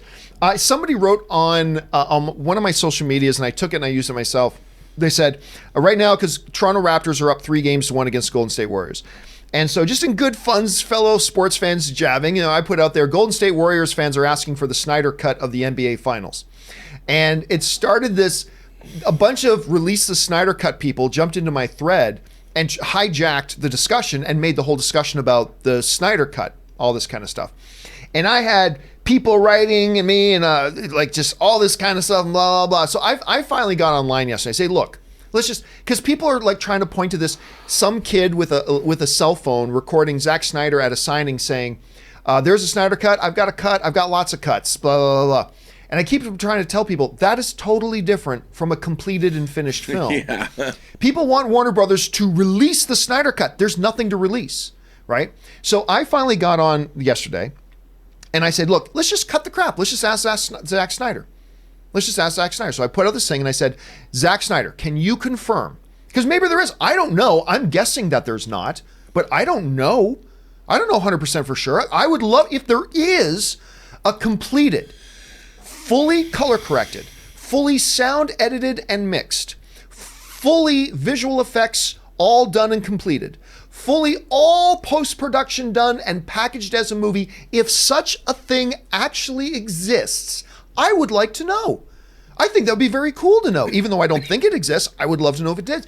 So I got online and I said, let's just ask Zack Snyder. Dear Zack Snyder, do you confirm and can you confirm that a fully completed and ready to be released with sound, editing, visual effects, color correction, everything done, a fully ready to be released version that we would refer to as the Snyder Cut version, can you confirm that such a thing exists? Let's just have him say yes or no. Let's just have him say yes or no. Because if the answer is yes, awesome. I didn't think it did, but it'd be great to know if it did. And if the answer is no, then good. Let's all shut up about it. And but anyway, that's what I got onto it. I don't know why I got sidetracked. Wait, is there an answer? I have not seen an answer. I mean, like, who the F am I? I mean, why should Zack Snyder respond to anything I put on Twitter? Let's be... Dude, I tweeted to Ellen Barkin once, and she wrote me back. Well, I know, and I've had a lot of great people tweet back to me, but let's just be honest. Zack Snyder is under no obligation to even consider responding to me on Twitter because he's Zack Snyder, for heaven's sake. So I haven't seen any response yet, but again, I would just love to know. I would love to know. Anyway, what's next? All right, well, Trey Gaming simply donates. Oh, thank you, Trey. And then Zach Bartron writes, I've yet to see a single X-Men film, but I've just bought them all on 4K. That's commitment. I've heard about the convoluted timelines and the disregard for continuity, but is there any specific order I should watch them in? Ooh, good question, Zach. First of all, that is commitment. You haven't seen them, so I'm just going to buy them and watch them. Good on you. I would say start with the original two. Yep. Like X-Men, X-Men 2. And it'll give you an appreciation. Like, these things were made like almost 20 years ago, and look how good they still hold up. Well, you got to put in X-Men 3 as well, because there's a kicker in Days of Future Past that only really works if you watch X-Men 3. Yeah, that's true too. I mean, watch them all. I would say watch them in the order of release. Yeah, I agree. I think that's the simplest thing to do. Watch, and look, you're not in for gold with every movie that you watch in there. Just know that up front. But I think overall, you're going to be pretty impressed with what it is overall. So good on you, Zach. So yeah, both Robert and I suggest order of release. So check it out that way. All right, what's next? All right, Suthius writes, I was doing some research on Pixar and why their movies are so good. Their directors started from the bottom and worked their way up, whether an animator, storyboard artist, editor, etc. Experience. Well, that's one of the big things. And look, I know it's a very dangerous thing ever to bring up the name of John Lasseter, right, these days. I get it. But if we're going to talk about this topic, John Lasseter also created an environment, a creative environment at Pixar that really was a very collaborative, creative environment that had a set of stages that everything would go through, and just brainstorming and creativity and all this kind of stuff, and having the director's board. And you're right, part of that process was about developing future storytellers. It was about bringing up guys who started as animators and started as this and started as that and all that kind of stuff. Pixar to this day, even post Lasseter, continues to have a very unique and a very healthy creative process. Now, because of the news stories, you can talk about things over at Pixar that aren't so healthy, but that's a discussion for a different time. I'm simply talking about the creative process. Their creative process is one that has been tried and trued and works. It's very intimate. It's all collaborative. And you're right. One of the big things they've done is brought up their guys. What have you always seen as one of their big secrets, Rob? Well, absolutely. You know, in my early days making DVD special features, we covered Pixar quite extensively. And I even cut a few pieces about the creative environment there. There's a paper airplane competition that you can actually see. I don't know if it's on the Monsters, Inc. disc. I don't remember. But, I mean, it's crazy. It was crazy fun to go up there, and it's an amazing environment. And like you just said, you spelled it out very correct. When you say that it was a collaborative environment, ideas were exchanged, and they really developed the stories. They make their story reels for a long time before they start animating, and they really, really work their stories. And we don't see them taken to the next level until they're pretty solid. So you're never going to see a Pixar movie that's only kind of good. They know what's good. Yeah. Cars 3. But, well, okay, the Cars Once in a franchise. while. I think the Cars franchise, though, is an anomalous thing. Yeah. They made the Cars movie because they Lasseter truly had a hard-on for Route 66, and it was and a also passion project of his. those toys are enormously successful. Yeah. So those truly were, I believe, their franchise toy commercial movies. And by the way, Cars Land at Disneyland is actually pretty fun. All right, what's next? All right, Anthony R. writes, so I rewatched all Batman movies this weekend in 4K, and I was thinking Forever had some redeeming qualities. What worked for you and what didn't? Well, first of all, if we're thinking about the one with Val Kilmer, right? That's Yeah. Batman Forever? Yeah. I liked Val Kilmer in the role. And you know what? In general speaking, I like Jim Carrey in the role. I mean, the part unfortunate thing about that movie, and it's been a long time since I've seen it, but is they try to make the Tommy Lee Jones Two-Face an amalgamation of Joker and Riddler. And he never felt like Two-Face. He was too much like Riddler, and at the same time trying to be Jack's Joker at the same time. Now, look, there's a lot of problems with the movie, but we don't think of Val Kilmer anymore when we think of Batman. I thought he was pretty solid in that, so that's an upside to me. What about you, Rob? You know, after coming off of Batman Returns, which I really liked, Batman Forever was just too much. The tone of it's just too wacky for me. And I know that's weird coming off of seeing Danny DeVito as the Penguin and Michelle Pfeiffer as Catwoman, but it's just the tone of it is all over the place. And the garish lighting. I do like Nicole Kidman, but... And that was the movie that you saw the direction that Batman was going to go on over the next few years after that, which was the unfortunate beginning of a lot of that. But again, some redeeming qualities. But yeah, I think there's some things in it that I like. I did like Val Kilmer in the role. I thought he was a pretty good Batman. I like Clooney as Batman too. I just think that the tone of these movies just spun off into wacky land. Yep. All right, what's next?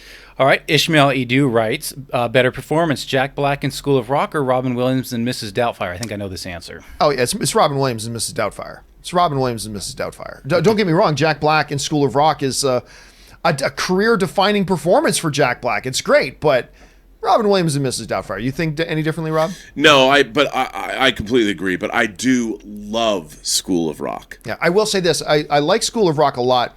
So Ann and I have seasons passes to the Pantages Theater in town, so they did the live Broadway musical of School of Rock. It was awful.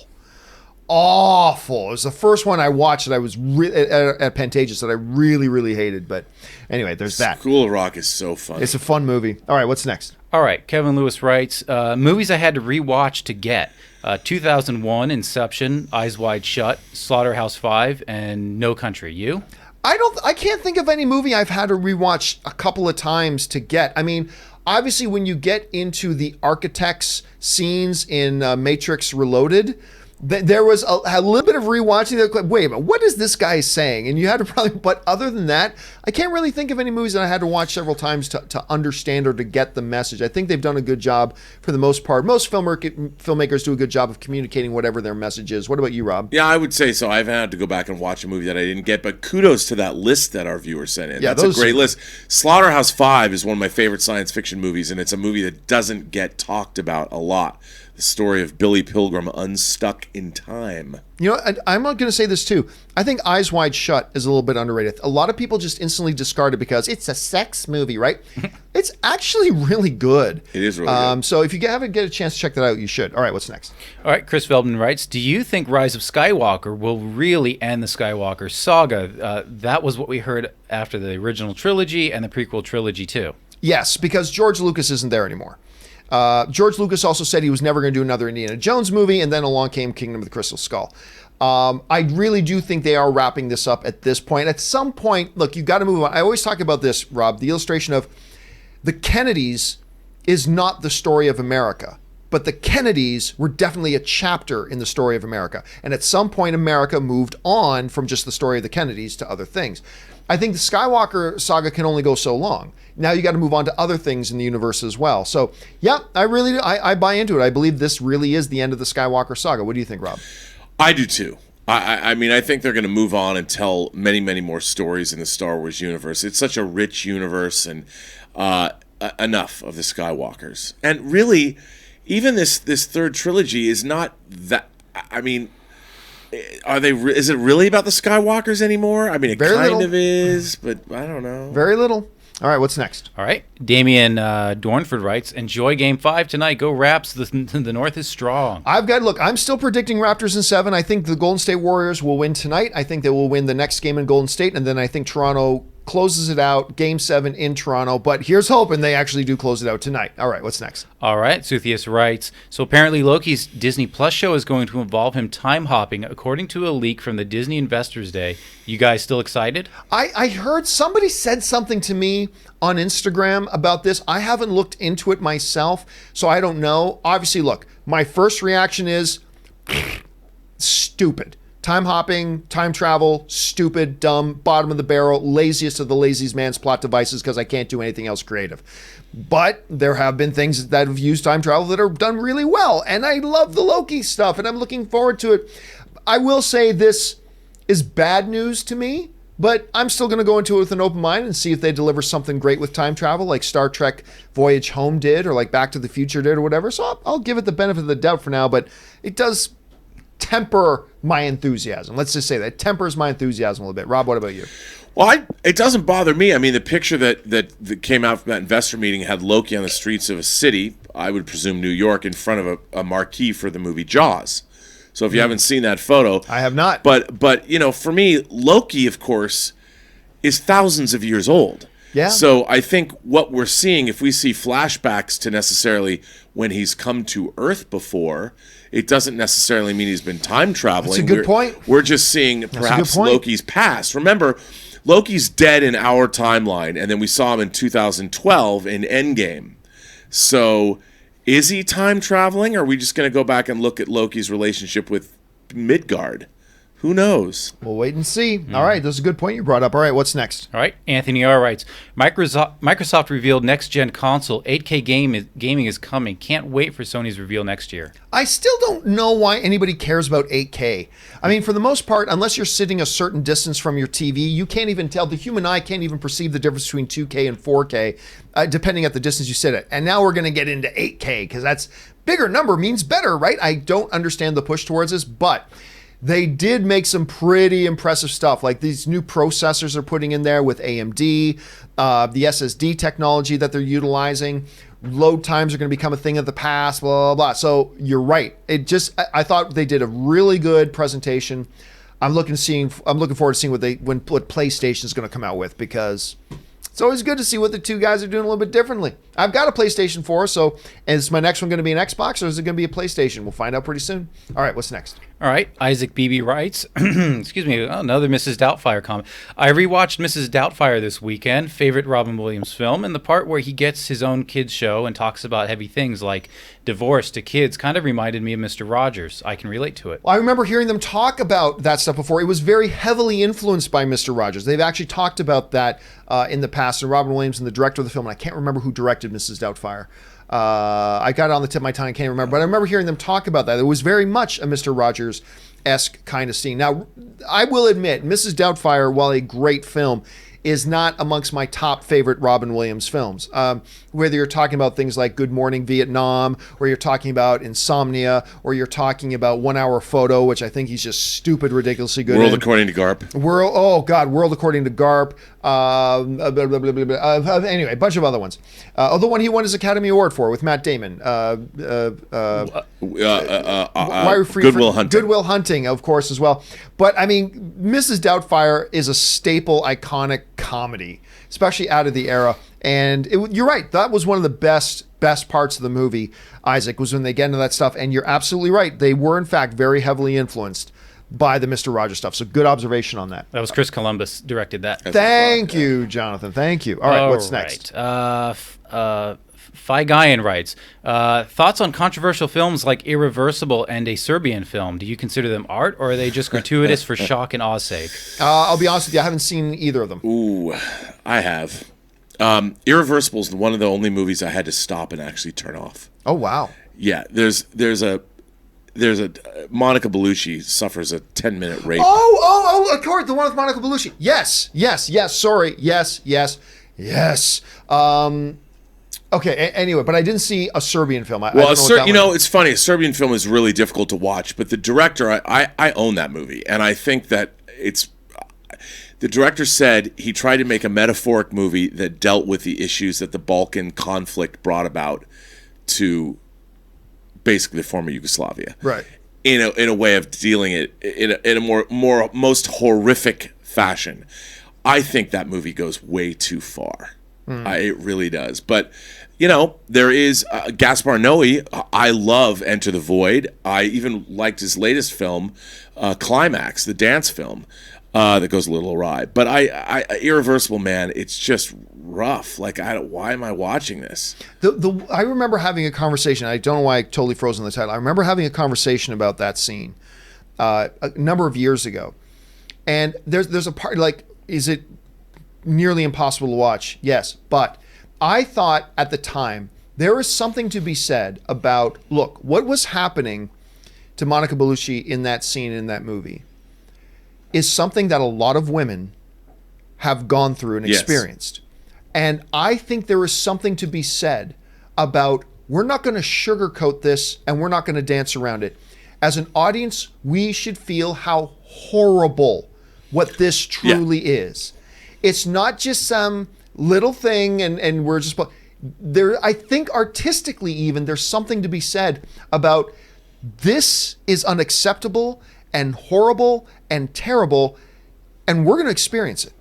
We're going to watch it, and we're going to communicate as an artist to my audience. I'm going to communicate this. Now, look, that necessarily means it's the right thing to do and everybody should do that. I'm not. But I just think there's a discussion there to be had. Oh, no, I think you're absolutely right. And look, Irreversible is a beautifully made movie. I mean, there's a scene of violence early on where a guy gets his head bashed in with a fire extinguisher that is also very, very difficult to watch. And the movie is told backwards. It shows the end of this experience and then goes backwards to the beginning. So you go from all of this horror backwards to this bucolic couple enjoying their day. And then there's a lot in Irreversible. I wouldn't say it's an irredeemable movie. There's a lot in Irreversible that's really respectable as far as artistic endeavor is concerned, but it's still it's just a rough time at the movies. All right, what's next? Right, JB Bonifacio writes, that stair scene in Dark Phoenix was super cringe. I can't go into it because we're not going to spoil any things, but I disagree, actually. Many parts in this movie that are cringe, but I think there was something quite powerful about that scene myself. All right, what's next? All right, TunyTube writes, if they call the next Halloween movie Halloween 2, we have then 3 movies called Halloween and 3 movies called Halloween 2. I guess I didn't even think about that. I don't know. It seems to be the big trend these days, Rob, to not put the numbers after them and to give it. So it'll be called Halloween, shlippity shloopity blah, or something like that. It'll be something else. But I'm all for it being called Halloween 2. I don't care. Call Halloween 2, 2020, whatever. What do you think they're going to do with the titling? Man, that's just a good point. I don't think they're going to call it Halloween 2 for that reason alone. They got to call it Halloween. I don't know. Laurie Strode Strikes Back. Who knows? All right. What's next? All right. Chris Feldman writes, I'm relatively new to the channel and was wondering how you and Robert met and started working together. You two put together a great show each day. Oh, well, thank you very much. Well, Rob and I met. I had created this show called Heroes for AMC when I worked there. It used to be called AMC Heroes. And I picked John Schnepp, for obvious reasons, to be the host of it. And he was great, obviously. Anyway, John knew Robert and started inviting Robert on as a guest of the show. And I was on the show as well. And that's, Rob, that's how you and I... Episode 6, April of 2015. I didn't even remember the date. Really? Yep. So 4 years ago. 4 years ago. Wow, that was the first time we did that. April. I'm gonna have to go back and watch that. Yeah, I know. I haven't watched it either. I gotta go back and watch it. You know, we do these shows. I don't watch us. Like, I don't watch the shows because we just did them. So it'd be weird to go back and watch that show. What was it like? I watch every show I do. I go downstairs afterwards and I watch it. Because that's the only way I learn. You learn how to get better with it, but I watch it every single day. So I get double doses of Robert Meyer Burnett every single day. My God. All right, what's next? All right, I watch Robert's show every day, and I give him critiques on how he can get better. I'm Yeah. just kidding. You guys both do a great show. Much better than I could do. Brian Clark writes, Galaxy's Edge pro tips. Use the Disneyland app to mobile order all of your food and blue milk, and save the Falcon for your 3rd hour of your reservation. We walked right on 2 times and got better each time. Here's some money for a lightsaber. Well, thank you so much, Brian. And that's a really generous super chat. So thank you for that. Yep. So Wednesday morning, guys. So just in case you guys didn't hear over the weekend, there is not going to be a John Campea show on Wednesday. And the reason there's not going to be a John Campea show on Wednesday is because Ann and I are going to be at Disneyland for our 8 a.m. scheduled time to go in to Star Wars Galaxy's Edge. Super stoked about it. So excited. Ann and I were actually awake in bed last night going through, trying to figure out our schedule, downloading the apps that we need and all that kind of stuff. And yep, I'm super excited about it. Sure enough, keep your eyes open. I think probably early Wednesday evening, I'll probably do a live stream just to talk about my experience, show you my photos, show you some video, just talk live about the experience that I had there. I'm looking forward to it. And I'm sure a lot of you guys are looking forward to going through. So Brian, those are some damn good tips, my friend. Are you going to get a lightsaber? I said to myself, no. I don't believe myself, though. Okay, I want you to do something. What's There's that? a special secret thing. So, all the lightsabers have kyber crystals, and then you can buy extra kyber crystals. Well, there's a secret chase kyber crystal. There's a black kyber crystal. Ooh. And the only way you can get the black kyber crystals, it's packed inside the red kyber crystal containers. So they put out 10 a day, where there's only 10 black kyber crystals, and they're in the red container. And the way you can see is if you use your phone and you do a flashlight from behind and you flash it into the Kyber crystal container, you can see if there's a black or a red one in there. Ooh, Nice. now the lineup is going to I've be long. thrown the gauntlet, Everybody's just John. doing this. You're just going to Okay. see flashes Get a everywhere. black Kyber crystal. I will try to see if I can find myself a damn black Kyber crystal now. Okay, I'm going to keep that there. All right. And all right, let's take one more here from Chris Feldman. All right, Chris Feldman writes, favorite movie with an awful sequel? I love Princess Purple Rain, but Graffiti Bridge is pretty much a mess. Speed 2 was also a big drop-off for me. If we're talking about a sequel, the one I have to go to, because the original is in my top 10 favorite films of I know all what you're gonna time, say. and the sequel is one of the 3 worst wide-release Hollywood movies of all time. yeah, I know this coming. Highlander. Yeah. The first Highlander is still to this day in my top 10 all time. It's the one film on my top 10 list that people look at and go, okay, I understand why that's on your list. I get that. Wait a minute, what? This is on your... Yeah, it is. I don't care. Highlander, the first one with Christopher Lambert, Clancy Brown, Sean Connery. That movie to me is still in my top 10. And then the sequel, which I got so excited for because Michael Ironside was in it, and I like Michael Ironside. And it is one of the most dreadful atrocities committed against the human race of all time. It's so awful. Now, beyond that one, if we're talking about an original movie that I really, really liked, and then the sequel was a huge step down, I'm going to go to one you're probably not thinking of. Billy Crystal, Robert De Niro did this little comedy called Analyze This. And I thought it was wonderful. Yep. It's a wonderful movie. And then they did a sequel called Analyze That, which was dreadful and awful. So that's one that comes to my mind. Do you got any off the top of your head, Rob? Conan the Destroyer. You didn't like Grace Jones? I know. It had Wilt Chamberlain. Yep. Mako came back. I love Conan the Barbarian. I love it. I thought it was great. John Milius did a great job. Great Basil Polidorus score. I love Sandal Bergman. I love Arnold Schwarzenegger. I love James Earl Jones. Conan the Destroyer was like Saturday morning cartoons. It was such a step down from Conan the Destroyer. It has no bite to it. Well, there you go. All right. Hey, so what I'm going to do now here, guys, we have hit the hour and a half mark. This is kind of where I let Robert and Jonathan take off. We're going to continue, though, getting through all the questions that you guys have sent in. But for now, I just want to thank Robert Meyer-Burnett for being here today. Robert, where can people find you online? You can find me on Twitter at BurnettRM. Find me on Instagram at RMBurnett. Or find me on my own YouTube channel, The Burnett Work. Subscribe and like. Also, of course, fact checker Jonathan himself, Jonathan Voico, being here, doing his thing. Hey, Jonathan, where can people find you? Yeah, you can find me on Twitter, Instagram at Sonic if you want it. And we'll see you in here again tomorrow. Yes, you will. All right, guys. Thank you, too, so much for being here. And these guys are going to check out at this point. And I am going to continue on with the live questions right now. You know what? Hey, Rob, since you're going down, can I bother you to refill my thing for me? Thank you so much, since, that's what we're doing around here. All right, so let me get this all set up. So, all right, it looks like we are almost set up here. I love my little do-do-do-do-do's. Okay, we are all set up and we are ready to go. And we're going to keep things moving here, guys, with your questions. All right, next one up comes to us from...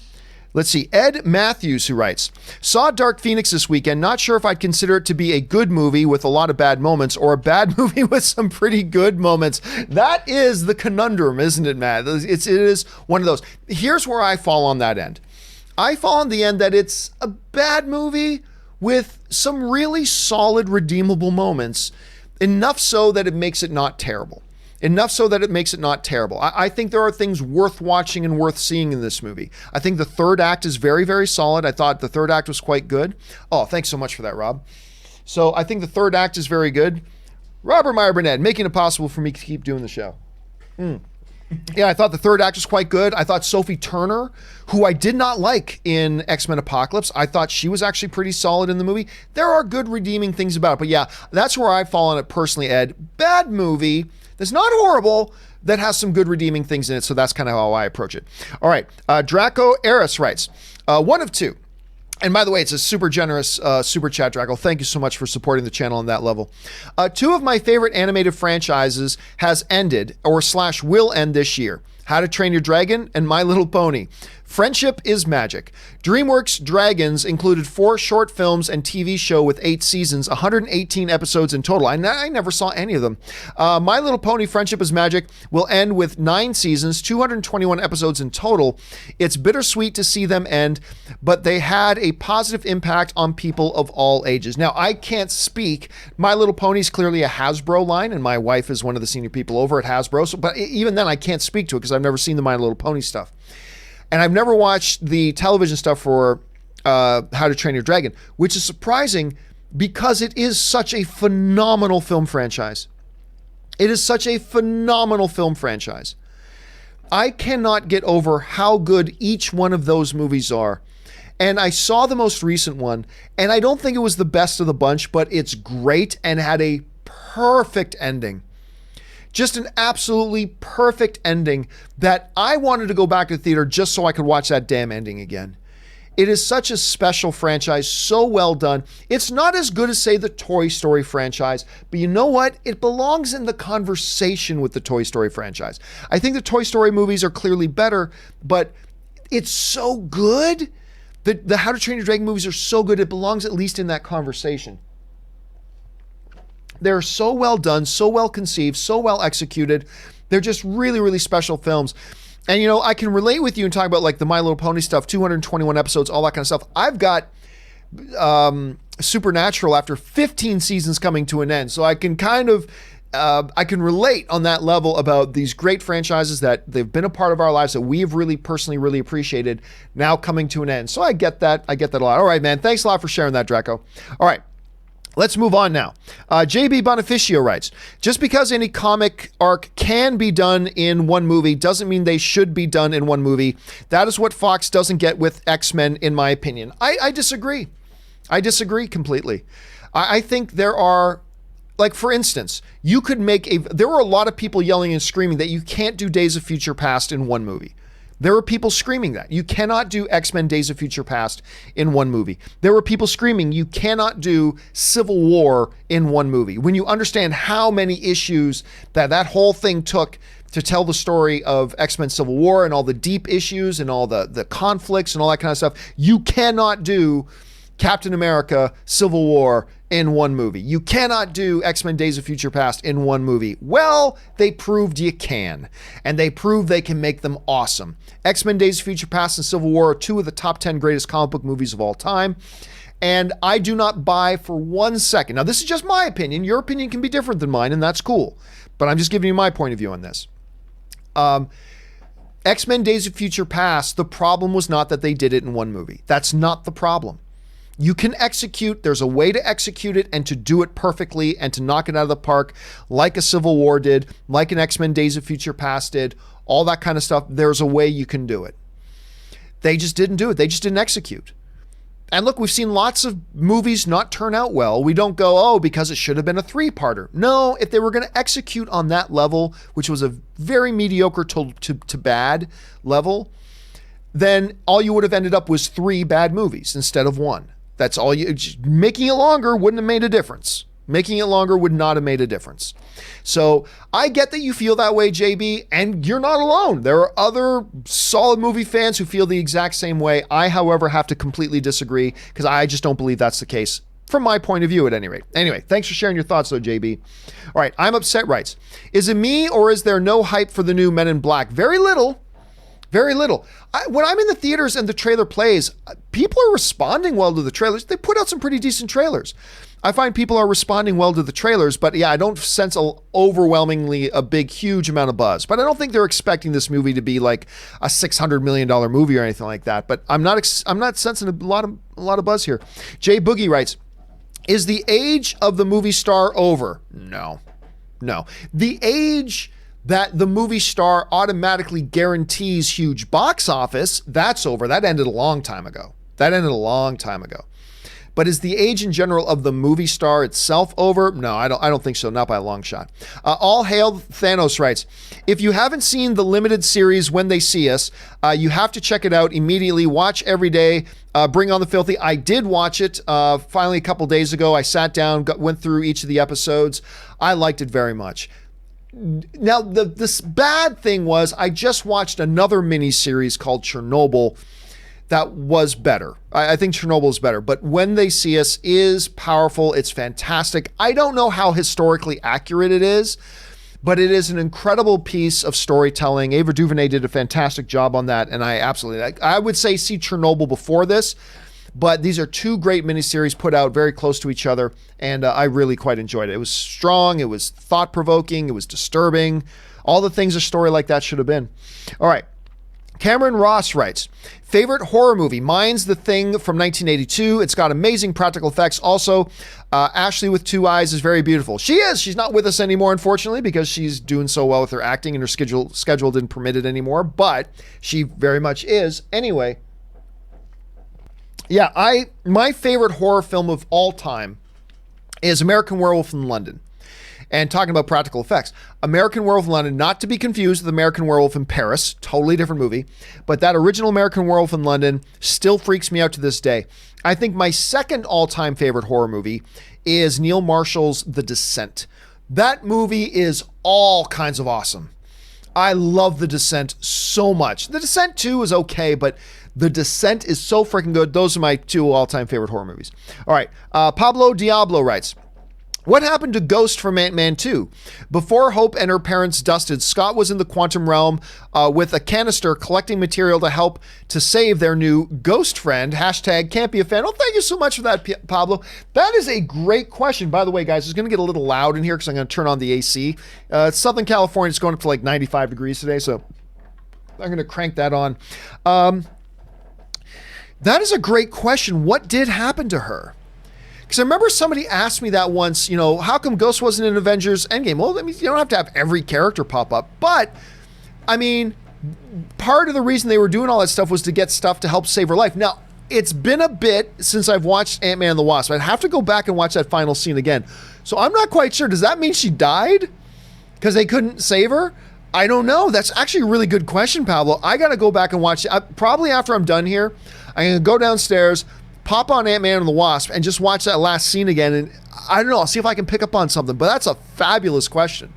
What was the fate of Ghost given the events of Infinity War? For all we know, maybe Ghost dusted. Right? That would actually be the best case scenario for Ghost, wouldn't it? Because if she dusts and then comes back, then she's fine. If she didn't dust and couldn't get the material she needed to save her life, then she dies and she doesn't come back. So maybe she got lucky and she dusted. I don't know. Again, I might be forgetting some very key things here, granted, but I think that's a fabulous question. All right. Chris Feldman writes, have you seen the Oral Knots Star Wars video on YouTube? Oh, yeah, where Darth Vader literally explains Star Wars. Is pretty funny. Always scan for droids. That's a good one. No, what I am very familiar with is their Kylo Ren doing a trailer reaction to the Star Wars movies, to Force Awakens and stuff like that. That's some of the funniest crap I've seen on YouTube in a long time. I did not see this, I didn't even know this particular video existed, but now you've turned me onto it, and now I'm going to have to go and check it out because that sounds pretty damn funny. I will thank you for putting it on my radar, Chris. Edgar Navarro writes, Booksmart is a fantastic film. Go watch it, y'all dudes. I finally saw it. I didn't go to see it immediately because I didn't think the trailers were all that good. A bunch of you guys kept telling me to see it. I went to go see it. Right as of right now, I'm sure it'll change, but as of this moment, to me, Booksmart is the best film of the year. That's my opinion on it. It was so ridiculously better than I thought it would be. It's just crazy. I'm glad you enjoyed it, Edgar. Alexander writes, a lot of people are getting really angry that one of the AT&T people... Wait, let me try this again. A lot of people are getting really angry that one of the AT&T people wanting the DCU shows to be more like CW shows. And I'm like, well, as a business standpoint, the CW shows are a success. He continues on. So what makes them so successful? Some people think they are trash. I don't think so. But what are your thoughts? I mean, there's something to keep in mind here. First of all, I haven't watched Swamp Thing. I've only seen 2 of the DC shows on the DC streaming service. I've seen Titans and I've seen Doom Patrol. So to me, they're 1 for 1. Or 1 and 1, I should say. They're 1 and 1. 1 win, 1 loss. Now, I don't think Titans is total trash. I just didn't think it was very good. I found watching Titans to be a bit of a labor to get through all the episodes. I found it to be a bit of a labor to get through. Doom Patrol was a totally different thing. All I could do as soon as I finished watching one episode, I was like, how long till the next episode comes out? I'm going to go into withdrawal. It was a totally different experience. With Titans, it was like the whole season was already done. So it's like, do I want to watch another episode? I'm only four episodes away from finishing it. Okay, I'll watch the next one. It was a labor to watch it for me. Now, other people liked it, and that's great. With AT&T saying something they want a little bit more along the lines of what they did on CW, CW clearly has more of a lighthearted approach, a little bit more, teen scream of the week sort of feel to it. But they've also done them very well. And not all of them, but they've done a lot of it very well. Very fun, lighter, more enjoyable, not R-rated, stuff like that. So, I don't know. I mean, look, if the DC stuff was 2 for 2, and it was Titans was awesome, and Doom Patrol is awesome, and I haven't seen Swamp Thing, so I'm going to leave Swamp Thing out of it for now, then maybe there's a bigger argument to be made. But I don't know if a lot of people are watching Doom Patrol. And I don't know if a lot of people watch Titans. And I didn't think Titans was all that good. Doom Patrol is, but there might be an argument to be made there. So what makes the CW shows, I don't know. I couldn't tell you what the formula is. But I do know that going lighthearted, that sort of stuff has worked for them. And it's attracted an audience and it's kind of worked. Should AT&T have their DCU do the same thing? I don't know. But you could understand why somebody would say, hey, these style of shows are working over here. Our style of shows are not attracting an audience over there. But then again, CW is a paid streaming service. The DC Universe is a paid streaming service, whereas CW is a free on-television service, right? So there's that to take in consideration as well. So I don't know what the final answer to that is, to be honest. It's a conundrum. It's a conundrum. All right, Roman Bryant writes, Ant-Man, Cap. How do we prevent Thanos' snap? Cap. Go back in time and make sure Iron Man 1... that's actually good. Go back in time and make sure Iron Man 1 flops. That would solve the problem, Roman. That would absolutely solve the problem. That's good. That's clever. I like that. All right. Andrew Christie sends in a very generous super chat. Thank you, Andrew, for supporting the channel on that level, man. We appreciate it very much. All right. Andrew writes, I'm no gamer, but Keanu Reeves in the new Cyberpunk 2077 game is pretty awesome. I don't think he's really intending it, but this quite a second coming. Oh, this is quite a second coming for him with everything he's doing at the moment. He loves the fans too, not unlike Mark Hamill. I'm telling you what, fact checker Jonathan and I were talking about Keanu Reeves just before the show started. And he says, is this a Keanu-sance? We had the McConaughance. We might be going into a Shyamalan-sance with M. Night. We're kind of in a Keanu-sance. Now, Keanu Reeves already had a renaissance once with Matrix. So that was kind of a resurgence for him. Then it was another resurgence with John Wick. But this has certainly been a Keanu Reeves year. With John Wick 3, Always Be My Maybe, the Cyberpunk thing, all these stories going around about what a great human being Keanu Reeves is. I don't think, somebody asked me about a month ago. They said, John, do you think it's fair to say that Keanu Reeves has never been more popular than he is today? And I said, no, I don't know if I'd say that. He's certainly very popular right now, but I don't know if I'd say that. But you know what? If you ask me that same question today, is Keanu Reeves more popular today than ever before? Today, I'd have to say, you know what? Maybe.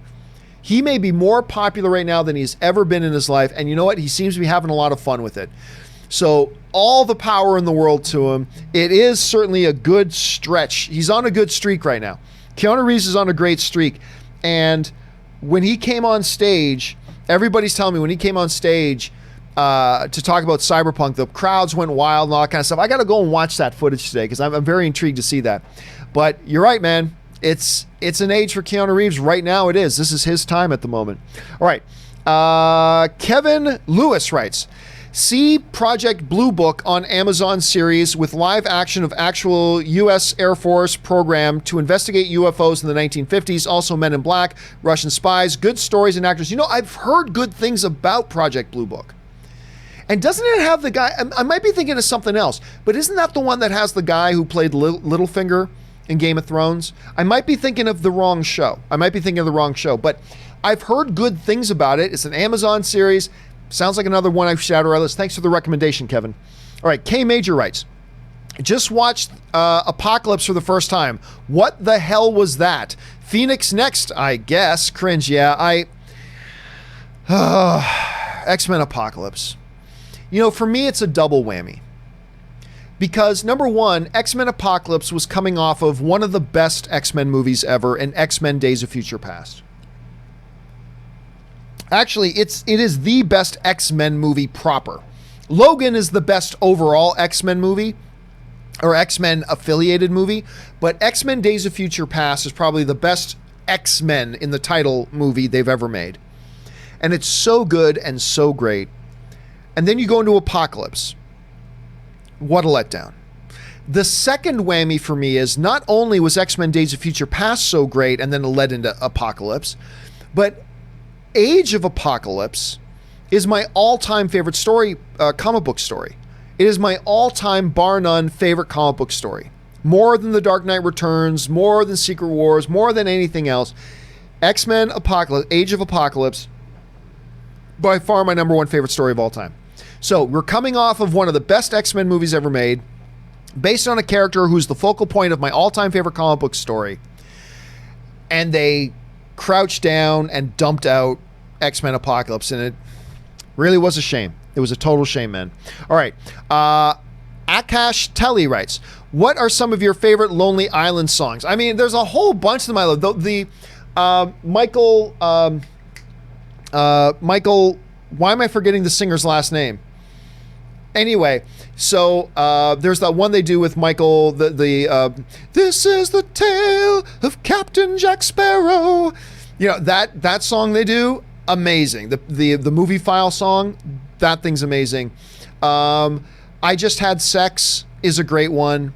Dick in a Box is probably their all-time classic. Was that Lonely Island? I think that was technically Lonely Island. On a Boat is a great one. But the one with Michael, and I'm freezing up, was it Bolton? Yeah, maybe it's Michael Bolton. I think the one they do with Michael Bolton, though, is probably my all-time favorite one. I can still turn that on and watch it and laugh and enjoy it. I mean, it's great. Okay, K Major writes, you took me back to my childhood. My dad yelling at the black bars on the TV screen. We were talking about that the other day. Somebody's asking, why don't they put out, IMAX thing? And I said, there are going to be people that complain about bars, and it's like they don't understand. No. And I told the story about how my dad, this is back in the day when 4:3 was still the standard aspect ratio for home televisions, 4:3. So when they'd put out movies in 16:9, to fit on the screen meant there would be a black bar at the top and bottom. Obviously, they didn't insert black bars. It's just that's what was left over if you're going to show everything that's on the left and the right of the screen, right? There you go. But my dad, like a lot of people's dads, were like, I don't like it when they put on those black bars on the top and bottom and cut off the movie. And I try to explain, Dad, they didn't put in black bars. They're not cutting anything out. You're seeing the whole picture. It's just that if they filled up the top and the bottom, it would stretch out the picture and you would lose stuff on the left and the right. Well, I don't like it when they cut out stuff with the black bars on the top and the bottom. It didn't matter. So apparently, K Major, I was not alone in having those discussions with my parents. All right, Kevin Lewis writes, Magneto updated origin. Bosnian Serbs ethnically cleansed territory of Bosnikas in 1992. Magneto now 50 years old. I mean, that's a possibility. We've been talking for a while about once they relaunch X-Men, and hey, for all we know, they won't have a Magneto. I mean, that sounds ridiculous and feels ridiculous, but maybe that's the case. When they relaunch X-Men, you got to redo Magneto's origins, because at this point, he'd be too old to have been in, survived Auschwitz or anything like that. So I thought we've talked about maybe the civil rights movements, maybe saw the worst of humanity during the civil rights movies. Certainly other people have suggested the Bosnian stuff before, some African stuff before. There's a lot of different atrocities where a young mutant could see humanity at their worst. There's a lot of different time periods, but that is definitely one that could work, Kevin. Absolutely. Cam Arm writes, will Godzilla vs. Kong flop? Far too early to tell. Far too early to tell. I mean, Godzilla King of the Monsters had a fabulous marketing campaign. The trailers look great. It's just that the reviews were bad and what I don't know. But also, remember, Godzilla King of the Monsters was fighting an uphill fight because people were not happy with the first Godzilla movie in 2014. Hopefully people like this one, so when Godzilla vs. Kong comes out, there'll be a little bit more positive momentum instead of negative momentum. But right now, it's way too early to call. It's way too early to call. They're not even picture locked. The movie's not even done. It's not going to be at least for a year that we see it. They've certainly not started with any of the marketing campaigns or stuff. So let's give it a breath. Let's give it a breath before we start trying to predict something that's well over a year away. We have no idea. David Lillian writes, finally got A-List and I absolutely love it. I've been saying for a long time, A-List is the best thing to ever happen to movie fans. I use up my 3 slots every single week. Every single week. It is the best thing to ever happen to movie fans. Thank you, AMC, for giving us A-List. And Cinemark now has their movie club. Alamo's coming out with a similar service. Regal will come out with one soon enough, I'm sure. But A-List is the best thing ever. I absolutely love it. If you guys don't have A-List and you're a movie fan, you see more than one movie a month, get A-List. You're going to be totally glad that you did. All right, Ian Buck writes, giving props. Years ago, John was on a Collider panel and was the only one on the panel that said Simon Kinberg was a bad call for Phoenix. Yeah. I mean, but that's, to be fair, that's just consistent with, and I'm a big, let's be clear here, I'm a big Simon Kinberg fan. I like Simon Kinberg. He has produced and written some fabulous comic book movies in his career. Some that aren't so good, yes, but he's also produced and written some fabulous material over the years. And I would have loved to have heard back then at the time that, hey, they're going to give Simon Kinberg this little indie film to direct because in a couple of years they want him to direct an X-Men film. That would have been better. It's not that I was against Simon Kinberg. It's just that I do not think it is a smart idea to have somebody who's never directed squat, never directed anything, to make their first directorial effort a giant $100+ million, high expectations, high pressure, blockbuster tentpole franchise like an X-Men movie. That's a bad idea, and I've been saying that since day one. And I had a lot of people, not just people on panels, but I've had a lot of people, like viewers of mine, going, John, you just don't get it. He knows X-Men better than anybody. Who cares? Knowing X-Men doesn't mean you can direct. The guy who directed the Dungeons and Dragons movie knows everything about Dungeons and Dragons. Doesn't mean he knew how to direct. And I just think that, well, John, you got to start somewhere. Yes, start on something smaller. Do what Disney is doing with Dave Filoni. They're not letting Dave Filoni direct a live-action Star Wars movie. Dave Filoni's never directed anything live-action. So you know what they're doing? They're letting him start with some episodes of Mandalorian. Give him something smaller scale to cut his teeth on. That's brilliant. Now Dave Filoni's going to have some experience. He's worked with live-action movies before now, or live-action environments before. Now you can start thinking about letting him direct a Star Wars movie.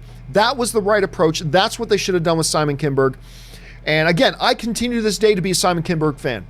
I cannot wait to see what it... And you know what? Now that he's directed a movie, now that he's got that experience, now that he's made some mistakes, now that he's been able to learn a few things, I'll tell you what, I'll be curious to see what he directs next. Right now, it looks like he's going to direct that movie 355 with Jessica Chastain and Lupita Nyong'o. That sounds great. I'm going to be curious, and I'm still a fan. But I will always say that I thought letting him direct X-Men First Class was a mistake. I thought it was a mistake. All right, Irvin Riaz sends in a super chat. Thank you so much, Irvin. The Jenks writes, does Rob know Bob Iger? I can't tell if it's a joke. It's a joke. We just joke about that. It is a joke. Orlando Orego writes, I think there is a Snyder cut of Justice League, but Warner Brothers won't want to release it since the actual movies fail at the box office, in my opinion. Well, I mean, it all depends on what you mean. This is where it comes down. I think a lot of the debate is over semantics. Because I think even people in the hashtag release the Snyder Cut camp, I think there's even a lot of people within that camp that disagree with each other on this over the semantics. Does a cut of the movie exist? If by cut you mean, hey, the footage, Snyder has edited together that footage, but it doesn't have the post-production done on it. It doesn't have all the visual effects. It doesn't have all the musical score. It doesn't have all the color correction. It doesn't have all the sound mixing and editing. It doesn't have all the post-production done as a finished releasable product, but there is a cut that he edited together. It's just not ready for release. See, I believe that exists. I 100% believe that exists. I have actually zero doubt that exists. I believe that Zack Snyder has a cut of the movie, but not a completed Snyder cut version of Justice League that wouldn't require tens of millions of dollars of visual effects works, editing work, all that kind of...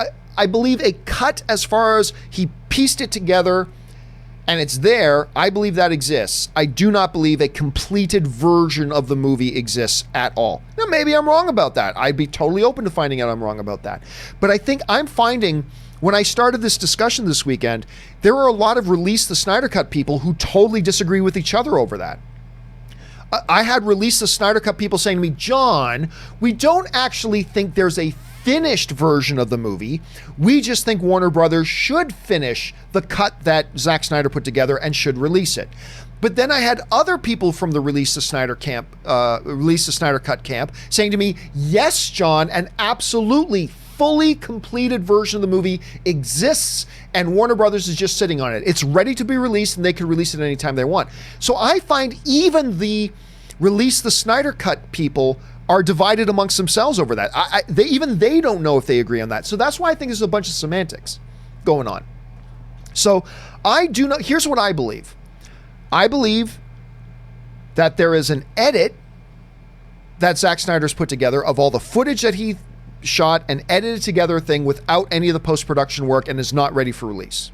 I believe that exists. What I believe does not exist is a fully, truly completed version of the film with all sound, color, visual effects, all post-production, everything done, and all Warner Brothers has to do is release it. There's nothing left to do on it. All Warner Brothers has to do is release it. I do not believe that exists. I don't believe that exists at all. But I could be wrong. Could be wrong. And if I am wrong, I'd love to find out. This isn't one of the things where I hope one doesn't exist. Not at all. I would be fascinated to find out if it does. That would be cool to find out. But I just don't think it does. Hopefully someday we'll get an actual official answer to that question. All right.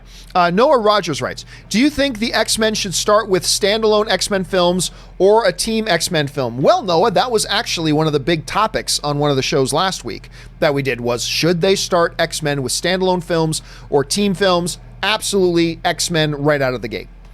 You don't need to do standalone individual films. You should come out with X-Men right out of the gate. You didn't need individual films for Guardians of the Galaxy before doing Guardians of the Galaxy, right? So I believe come right out of the gate with X-Men. That's my thought. There could be ways of doing it interestingly the other way. There could be cool ways of doing it the other way. But my first thought would be just do it as X-Men right out of the gate. Let's see. Oh, we had a bit of a jump. Sorry. How far up do we got to go? Where are we at? Okay, here we go. Next up, David Lillian writes, Far From Home looks too similar to other MCU films. Thoughts? I have no idea what you mean by that. If you mean there's a hero and there's danger, then sure. There's 22 other MCU films, so I disagree. I don't know what you mean specifically, but I disagree. David Lillian writes, could Snyder Cut have fixed reddish color tone? Well, I mean, I don't know if that's something that needs to be fixed. You know, every movie has a certain color grade. There's a process in art called color grading, right? And that's why every film goes through a process of color correction, because every film wants its own unique every film has its own color grade.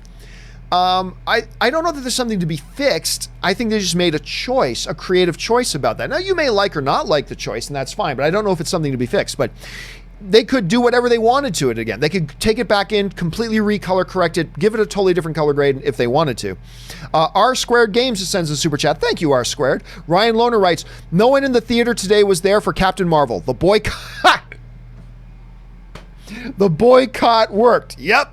That damn boycott really gonna undermine Captain Marvel. Oh God, that was some funny crap. That was some funny crap. And by the way, you know, these just say people, these individuals, were claiming, oh, we're gonna organize a boycott. People aren't gonna go see this Captain Marvel movie. How dare Brie Larson suggest that not only white men should be allowed to review their movies? How dare she suggest that? We're a white man world, and you should just know your place, lady. As a woman, know your place and stick to it. Blah blah. We're gonna boycott this movie. We're gonna boycott it. Look at what we're gonna do. Made over $1 billion. Made over $1 billion. More money than any Thor movie ever made. Made more money than Doctor Strange with Benedict Cumberbatch. Made more money than Ant-Man with Paul Rudd. Made more money, like the film made over $1 billion. Something I didn't even think was possible. Even think was possible.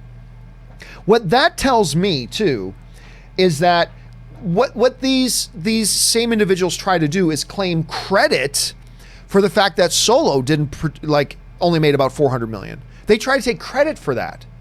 Never mind the fact that one of the biggest Star Wars fans in the world, me, have been saying ever since they announced Star Wars, nobody wanted, this is long before they ever made the movies. So when they announced it, I said, nobody has asked for a Han Solo movie without Harrison Ford.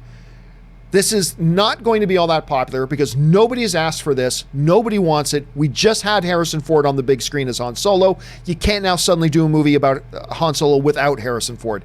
You can't do it. Nobody's asked for it. So sure enough, the movie comes out and it doesn't do all that well.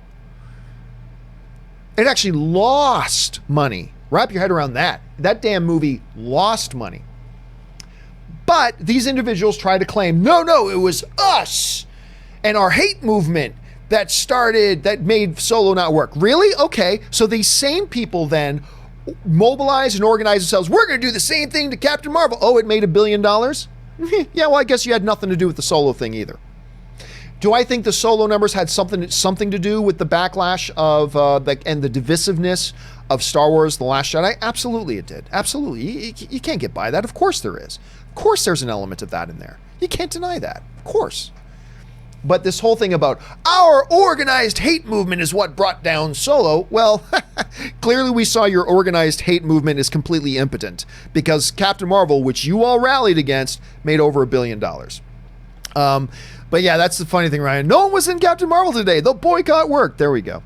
Anyway, Draco Eris writes, the DCEU is 6 years old in a few days. Man of Steel is awesome. Really? Is Man of Steel 6 years ago?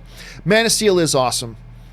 You know, in the midst of all the Snyder Cut discussion, one of the things I always have to make clear, understand that some people say I hate Zack Snyder. Are you effing kidding me? Do you know how much I will always be in his debt for giving us the most underrated comic book movie of all time, Man of Steel? I think it is the absolute, by far, most underrated comic book movie ever. I think it's a top 10 greatest comic book movie of all time.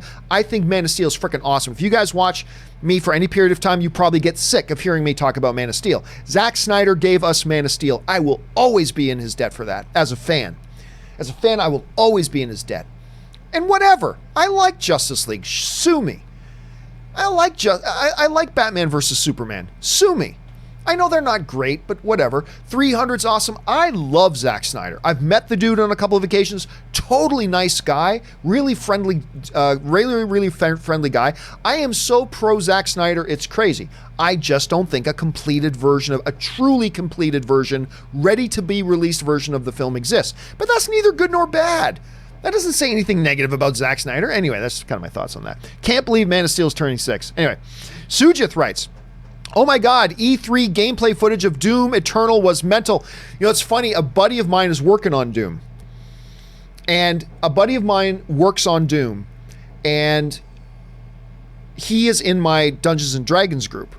And so we were over last night getting ready to play Dungeons & Dragons, but he at the same time had to keep his laptop open, monitoring the presentation and monitoring the website and all this kind of stuff. Like, so he's had to work while we were trying to play Dungeons and Dragons at the same time. It does look great. I am very curious to try this new Doom game. I think it comes later this year.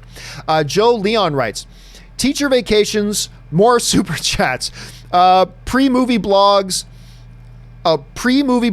my go-to source were Starlog and Comic Scene Mag's Deep Cut. How do you guys feel about EW folding? Wait a minute, what? Entertainment Weekly?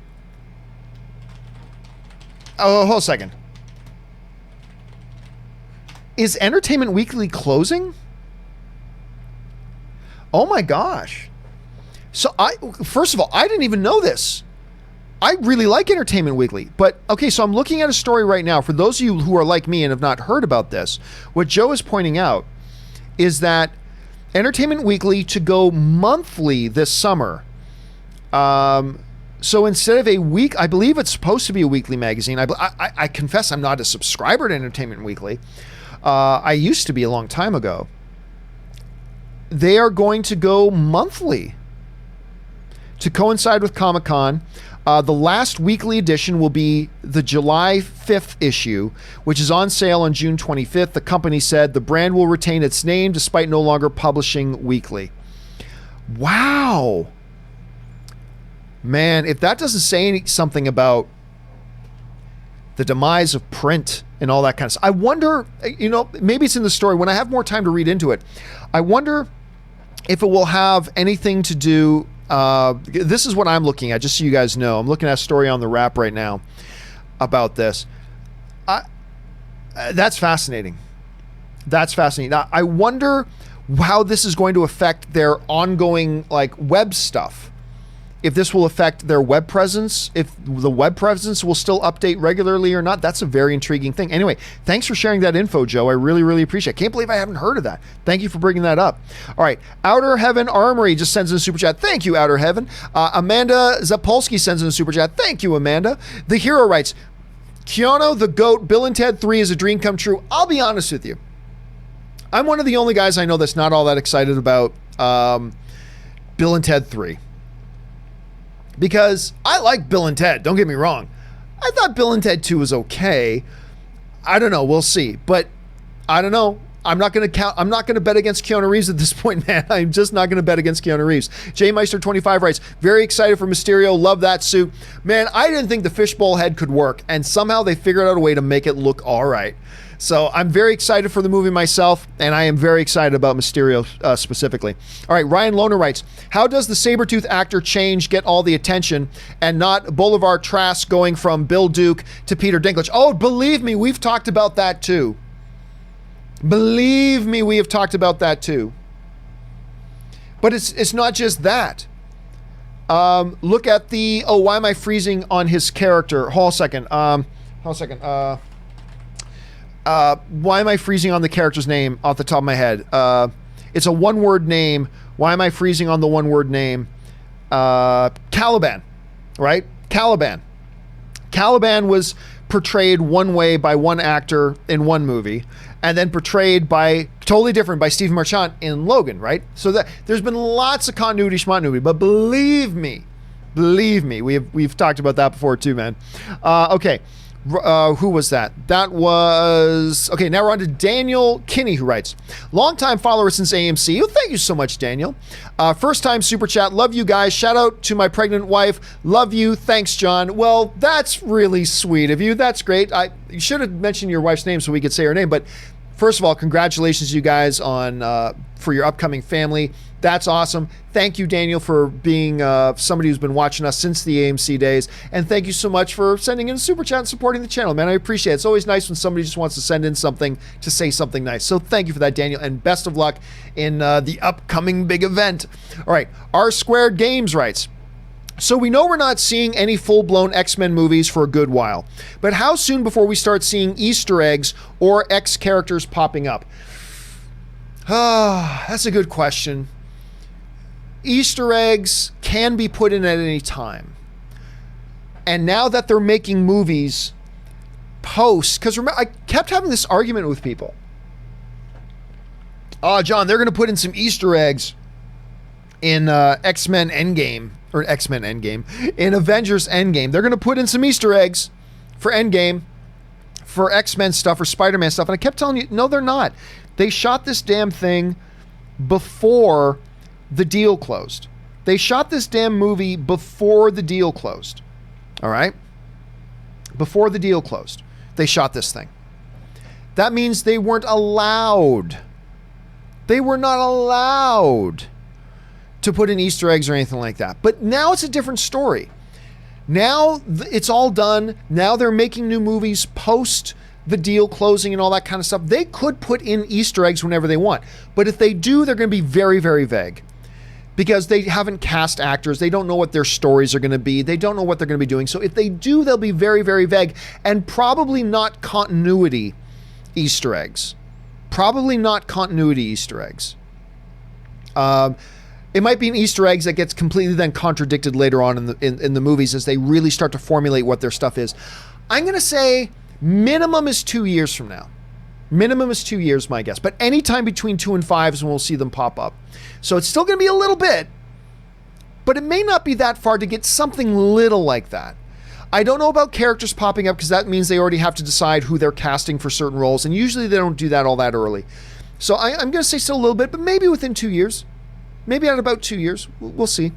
Monkey all DJs writes, Bieber versus Cruz, who you got? Yeah, somebody, during our D&D game last night, somebody said, Justin Bieber has asked to have a UFC fight against Tom Cruise. And I'm like, what? Like, Biebs, you're in good shape and everything, but have you seen Tom Cruise? That dude is jacked. He will beat you senseless, boy. I mean, I know, like, Bieber's a good Canadian kid that moved to the United States and became corrupted, but I mean, he's a good Canadian kid and all, but dude, Tom Cruise will destroy you. You don't got it, kid. You don't got it. Don't do that. Yeah, I would take Cruise in that fight all day. Stubble McShave writes, is Liam Neeson the modern day Charles Bronson? I mean, it's fair to, I could see why you'd ask that question, especially when we go over like that film list of Sarah, like when we bring up and we start looking at all these Neeson types of films, Commuter, Unknown, like all that kind of stuff that Colette Sarah did and others, I could see why you'd ask, but I think the similarities there stop. So I'm going to say no, but I could totally see why you'd look at that comparison. It's a good one. All right, Speedfire writes, Jamais Colette Sarah in 2007 directed Goal 2, a very underrated underrated film called Goal. The Rocky for football. I'm British, so real football. So you're talking about soccer. Okay, I've never heard of it. But that's interesting. Maybe, I mean, because I'm not a big soccer guy, maybe it wasn't released. Well, I know it wasn't released in theaters in North America. But hey, look, maybe he's done some stuff that nobody's seen that is fabulous. And maybe that's one of them. That's a fair thing to bring up, Speedfire. That's a totally fair thing to bring up. All right. Suthius writes, so I just pre-ordered following Iron Studios 1/10 statues, Cap with broken shield, and Mjolnir, Iron Man Mark 85, Ronin without mask, and Pepper's rescue armor. You know what? I got to go and look at this Iron Studios stuff because I remember I showed you the Bumblebee that we just got. I think that's a 1/10 scale thing. Now I've normally shied away from 1/10 scale. I've been really wanting 1/6, but 1/6 is really expensive, and maybe the middle ground for me is going to be 1/10. I'm going to have to go over and check out some more Iron Studios stuff. Hold on a second. Iron Studios. I'm just going to open up the website now so I can go in there and get some because some of these look really good. They got DC stuff. They got Marvel stuff. I'm going to have to check this stuff out. Anyway, thanks for bringing that up, Suthius. All right. LamZCX writes, that reminded me of free super chat. Oh yeah, there's the free super chats again. Thank you, LamBCX. I appreciate that, man. Sean Sullivan writes, have you seen Outlaw King on Netflix? I did. I didn't think it was great, but I didn't think it was bad. Christopher Pine, as long as I'm thinking of the right movie, it's the one with Chris Pine. Yeah, I actually thought it was pretty good. I didn't think it was great. Some people thought it was terrible. I didn't think it was terrible, but I liked it. I thought it was all right. Shane Normand writes, Dark Phoenix got some claps last night. I liked it. And you know what? I think there is stuff to like in it. Not enough that I would call it a good movie myself, but there is redeemable good stuff in it, and I could see an audience having a good time with it for sure. Sean Armwood writes, just saw Brightburn. I love the tie-in to Super. I didn't recognize any tie-in to Super. Now, granted, it's been a long time since I've seen Super, which is a James Gunn film. Of course, James Gunn produced this movie, and his brothers wrote and directed it, I believe. I know I wasn't all that big on Brightburn. I was excited for it. I didn't like it all that much, but I missed the tie. I'm going to have to go back now and see if I can catch what that tie-in is. J Meister 25 writes, strangest double bill, Green Inferno and Grandma. That is a very strange one. Green Inferno, that movie's brutal. Grandma, oh, wait a minute. Which movie's Grandma? Because I was thinking Grandma's Boy, which I think is a tremendously underrated comedy. Grandma's Boy is great. I'm just going to assume you're talking about Grandma's Boy. All right, let's see. Tall Dude 3231 writes, saw Dark Phoenix with my sis. Both of us came out feeling meh, but still love the dynamic of Fassbender and McAvoy. I completely agree. That is one of the things that works in the movie. There's always a speech, Charles, and nobody cares. You're always Charles. And then there's always a speech, and nobody cares. Had us laughing. Have fun at Galaxy's Edge and some blue milk. I'm going to have some green milk. I'm going to have some blue milk. I'm probably going to get myself a lightsaber. Going to ride the Millennium Falcon ride, all that kind of stuff. I will let you guys know how that goes up. Like I said, I'll probably do a live stream Wednesday afternoon when I get home. Probably early evening, I'll do a live stream to talk about Galaxy's Edge and give you all my thoughts and impressions, and hopefully you guys can join me for that. All right. Marley Jehovah just sends in a super chat. Thank you so much. Kenny Omega D writes, or that's just a Omega sign. Kenny Omega writes, hey, John, have you any news about James Bond 25? None other than all the disasters. I mean, the whole director dropping thing, changing the script, they start shooting. Daniel Craig has to go away because he broke an ankle, and then they just had an explosion on set where one of the crew members got injured. Other than that, no new news, but that's all we've been hearing going on so far.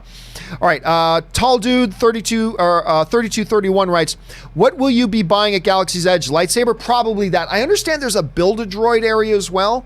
I probably won't get that, but who knows, maybe I'll see it and get overwhelmed by it and I'll get it. But I will probably end up getting a lightsaber. I don't want to spend $100 or $150 on a lightsaber, but I might not be able to help myself, and I may be getting a lightsaber. Alex Summers writes, favorite cereal of all time? It's a tie. It's a tie. There's a number of cereals I like, but my all-time favorite are Frosted Flakes and Captain Crunch. All time. All time. Might lean towards Captain Crunch. I like the sugar. Granted, it's probably been about 2 years since I've had a bowl of cereal. I'm not going to lie. Probably been a good 2 years since I've had a bowl of cereal. Let's see here. I'm Upset writes, thoughts on Dragon Wars with Robert Forrester. I don't remember them off the top of my head. Where are we at here? Film Fan Rant. We're almost done here, guys. Film Fan Rant writes, the third How to Train Your Dragon connected the first two and the series in one movie, which they didn't have to. The movie is still a good standalone movie. Oh, I agree. I completely agree. It is a tie-in movie of the other films. It works as a standalone film. You can go and watch How to Train Your Dragon 3 without having seen the other two. You're perfectly good because they really do construct it that way. But you'll get more of the emotional hook, I would suggest, and I think you'd probably agree, Film Fan.